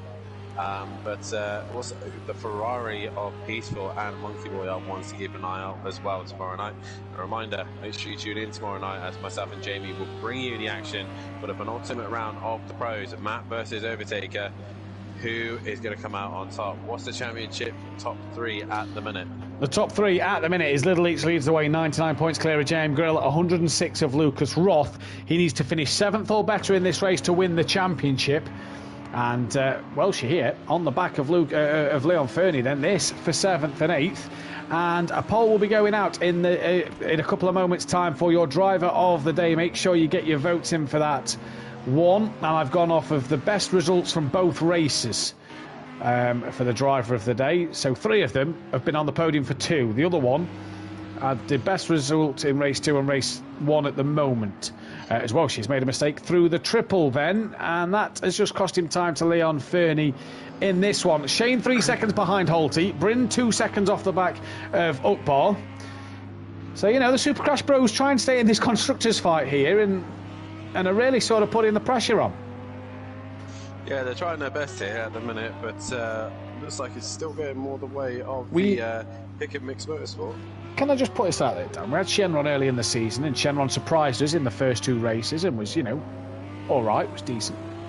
Wasn't his cup of tea, pulled out. Shane come in. Could you imagine had Shane been in the car start of the season? Yeah, I would assume that Shane might have had a race win already under his belt. I'd say Shane would be still fighting for... I'd say Shane would be taking his championship fight to next week. Possibly so, I would say as well. But I wouldn't say championship right to the end, but I would say he would have gone to at least Daytona or here. Just obviously the first half of the season he was a little bit slow, trying to get used to the game, and it probably would have been the same again. But saying that, he would have had a couple more rounds under his belt. I can't remember what first round of the season was. It's been that time ago. Where did we kick the season off? Oh, was Bryn just makes a mistake through the triple, the Sakito, yes. That was it, dreading it. I was, as she tried to get on the back of Leo Fernie, Bryn tried to get on the back of Ukbar, and Shane trying to get on the back of Holty. And driver of the day vote is going to go out now, and just some drivers starting to look very twitchy through the triple, Dan. Bryn and Welshie just starting to get a bit twitchy. You better that constructors now, Matt. Yeah, whatever you've said there, Jamie. Yes, okay, will do. Right, Roger. Pick confirm. Yeah, pick confirm. ACGQ, okay, sweet. Bryn then right on the back of Ukbar now, and is looking to make a move as Ukbar just looks like that Janetta just looks like it's gone off towards the end of this race, doesn't it? Just looks like it's really died. Speaking of cars dying, the Mercedes of Holty is struggling at this stage. That might not be the car. Oh, Bryn. Oh, Bryn sending it into turn 1, and there he goes. Bryn goes past on the Janetta of Ukbar, so Bryn gets himself back up into the top 4. More 4 laps. Shane. 4 laps, 4 seconds to these. A double Super Crash Bros podium, maybe? I don't see it happening. I don't see Bryn catching Shane, these two. Can I just say, 29.8 has not done a 29 all lap, and all of a sudden has gone, there's a P2 here, and has woke up and gone nearly 2 seconds quicker than Holty. Yeah, I still feel like he's going to kick himself towards the end of the night. He could have clearly had a race win under his belt in the first race, and he's got a little bit of damage to the front end of that car as well. You better win that Constructors now, Matt, and you'll be looking for a new teammate, or you'll be looking for a new teammate. That's what Jamie's on about. Jamie, we'll sort that when it comes to it. It's a big off-season ahead of us as Little Each Crosses Line does his best lap of the race, a 29.262, starts lap 21, and, you know, when you thought he might take his foot off the gas and just bring it home, no. He is absolutely fighting this one out. Smithy has got ahead of Leon. No, Smithy was already ahead of Leon Fernie, and, well, she apologies, as Shane, just a tenth quicker than Holty on that last lap, 1.3 the gap, and he's got 3 laps to do it. Bryn 5.4 off the back of them. He's got a real task if he wants to catch them, but was quicker than the pair of them last time round. Ukbar's car has just gone off, Dan. It's 32s now. It's just died. Yeah, he's just struggling now. I think the tyres have gone on him at the minute, and yeah, right now, by the list of things, Little Each is going to be your Season 6 Pro-Am champion. Super Crash Bros that can keep in the Constructors all the way to the end here. But right now, this man, your ex-pro Constructor champion of twice with his brother, he's ditched his brother, he's back in Pro-Am, and he's on his way to possibly become a winner himself. He's become a champion. He's become a champion on his own. And what a season he's had, Dan. 7 wins along the way. This could be race win number 8. Could get to double figures by the end of the season. He only had 3 wins before going into this round, and Little Each should be in this position, but obviously with the birth of his son last season, it was a lot of time focusing on that and a lot of time not being able to get the laps in, and struggled with it. Smithy's really attacked the curve there as a 29.7 just to keep that consistency going. Shane, 1.2. He's got that gap down just a tenth more. It seems like as soon as he hits the dirty air, he can't get closer. Yeah, seems like it takes the car to make a mistake in front, doesn't it? Yeah, definitely so. Or the car to just die. Ukbar just seems to be struggling. What is Ukbar's fuel? Okay, it's not his fuel. I thought he might have put it in lane, but he's got definitely enough fuel to get himself to the end. Well, it's a better lap from Ukbar. Yeah. Welsh has dropped right off the back of Leon Fernie. He is some 5 seconds behind him now. And that one will not be that. Dean Wysocki 24 seconds off the back of Welshie as well. So that will be all she wrote for Dean and DJ Phil. He's a fair few laps down. But this man now within a second of Holty, Dan. And with 1 and a bit laps to go, is really maybe making a late charge here. I don't think he is though. I think the air drift of the front end of that Audi is just not liking the back end of that Mercedes. He goes deep. Once again, he's just missing his braking. He can't seem to get it done. I don't know, Dan. He's actually gained a 10 through that corner by going deep. Yeah, but it's ebbing and flowing, isn't it? He just seems to make time, and then Holty down this straight should just pull. Look at him, he's pulling away now, and that time just grows. Look at it, 7 tenths, and now in the brakes, the Audi comes back. It does indeed. So all it takes, though, is 1 little moment for Holty, and Shane could be through. This man then starting his last lap before becoming Pro-Am champion for Season 6. So just a 29.1. Where's that pace been all night? Shane, now Dan, right up the gearbox. He's left it till lap 23 of round 22. And he's thinking, right, let's have a fight here. Nearly, he was a whole second quicker than Holty. Is he going to look up the inside? No. Not quite mastered the send it manoeuvre yet, but putting the pressure on Holty and letting Holty know that he is there. He needs to speak to Sutty Apex about the send it manoeuvre. He needs to have a good chat with him because he seems to be the man for it. Holty defends the inside. Shane is looking down the inside though. Holty's making it difficult for him. Shane can't find a way through. All this is going on while Little Leach is through the middle sector. Little Leach is on his way to join his brother in being a champion. Not quite the pro champion, but he will win the Pro-Am as Shane just too close to that curve. He's really risking it here to try and get past Holty. But Holty, all he has to do is survive the final sector and he will hang on to P2 here. Risk and reward for Shane as Little Each is heading up towards the penultimate corner. We'll cut to him in just a moment because at the minute this battle really ebbing and flowing, and it is going the way of Holty as Shane pulls out to make a move. He's got just a nose on the inside. No, he doesn't. Little Each to the final corner though. Here's your Season 6 Pro-Am champion, and has done it in style with another race win. Back to Shane and Holty. 2 corners to go. Shane on the outside. They just touch a little bit. Shane turns in and Holty's here, and they're both off and wide, and that, I reckon, will be Holty's corner. They're still together, Dan, and Holty comes through. He's round, and Shane taps him straight, and Shane will take second place, but I have a feeling the stewards may want to look at that one. Yeah, that's not kind of the way the end of the race should have gone. Holty will probably not be too happy about that when he comes home in P3, Bryn P4. P5 will go the way of Ukbar. Smithy will come home for P6. You flash our lights from here, and Leon Fernie will finish in 7th. 8th will go the way of Welshie. Dean already in 9th and still on his last lap. DJ Phil has finished. But what a final few laps there from Holty and Shane there. Yeah, absolutely great drama to the very end, and well done to Holty and Shane. You know, they tried, I assume they tried to keep it as clean as possible. Just a few too many bumps and taps here. Holty actually had the slide all on his own, but was that caused by going off earlier on? I'm sure the stewards will want to take a look at that one. Smithy has crossed the line in 6th. Leon Fernie got a 7th place, but obviously the stewards will want to check to make sure he retired with cause in race 1, otherwise it could be another 25-point deduction and a qualifying ban for next week. Dean Wysocki will cross the line in 9th. DJ Phil will cross it in 10th. Job for the stewards, says Emplava in the chat. We hope to get the top 3 in. Little Each as well takes the fastest lap of the race. And Dan, that was absolutely brilliant at the end. It was absolutely brilliant. I'd need to remember to save the replay, which I have done now. Work to do, Dan, with that. Thanks for that one, guys. We'll have a good look at that one and determine who should finish where. It might be either a reverse positions. We will see what happens. But nonetheless, Little Leach has gone and done exactly what he needed to do this evening. Indeed he has. He is the Season 6 Pro-Am champion, and it's nearly there for the Pick and Mix Motorsport to win the Constructors. JM Grill still second with Lucas Roth in third. Holty, though, 11 points behind Lucas Roth. He is so close to maybe that top three and maybe a promotion into the Pro Series. Obviously, the discussions for the admin over the course of the off-season. Welshie, fifth place.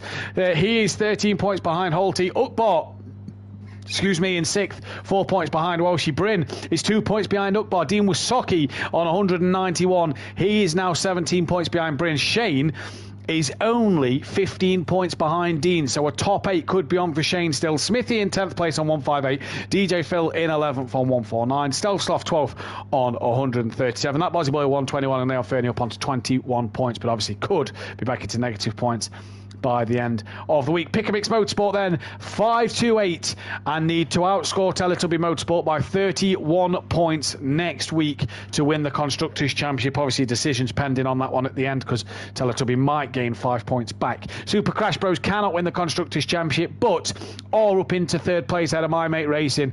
What a job from Super Crash Bros. Lost 30 points early on with Shenron dropping out, and Shane and Bryn have really picked up the points. My Mate Racing down in fourth on 366. Terminal Velocity Racing just behind them on 359. MC Motorsport on 351, and getting quicker, My Mate on 212. And we don't have anybody in for an interview yet, because it's the same top three and we are just waiting for them to come in. I was going to say, I don't need to send the invites out. No, same party. Same party. Get your final votes in for Driver of the Day. So currently the vote is going the way of Little Leach. A vote Shane and Holty.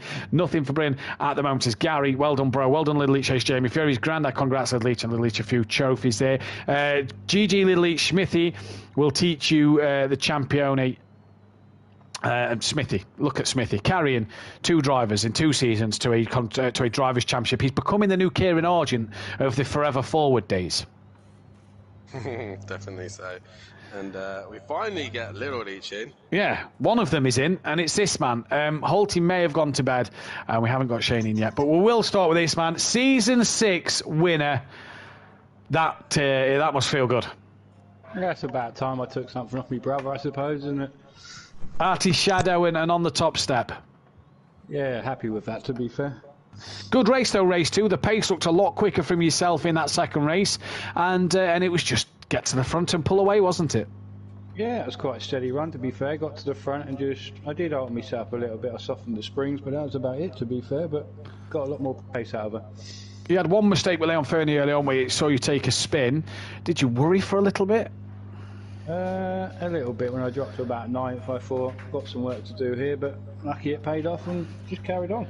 Well, congratulations on the championship. You are the Season 6 champion, so congratulations on that. Monza next week, what can you do? Obviously, celebrations, no doubt, at the weekend, and focus for Monza Monday morning.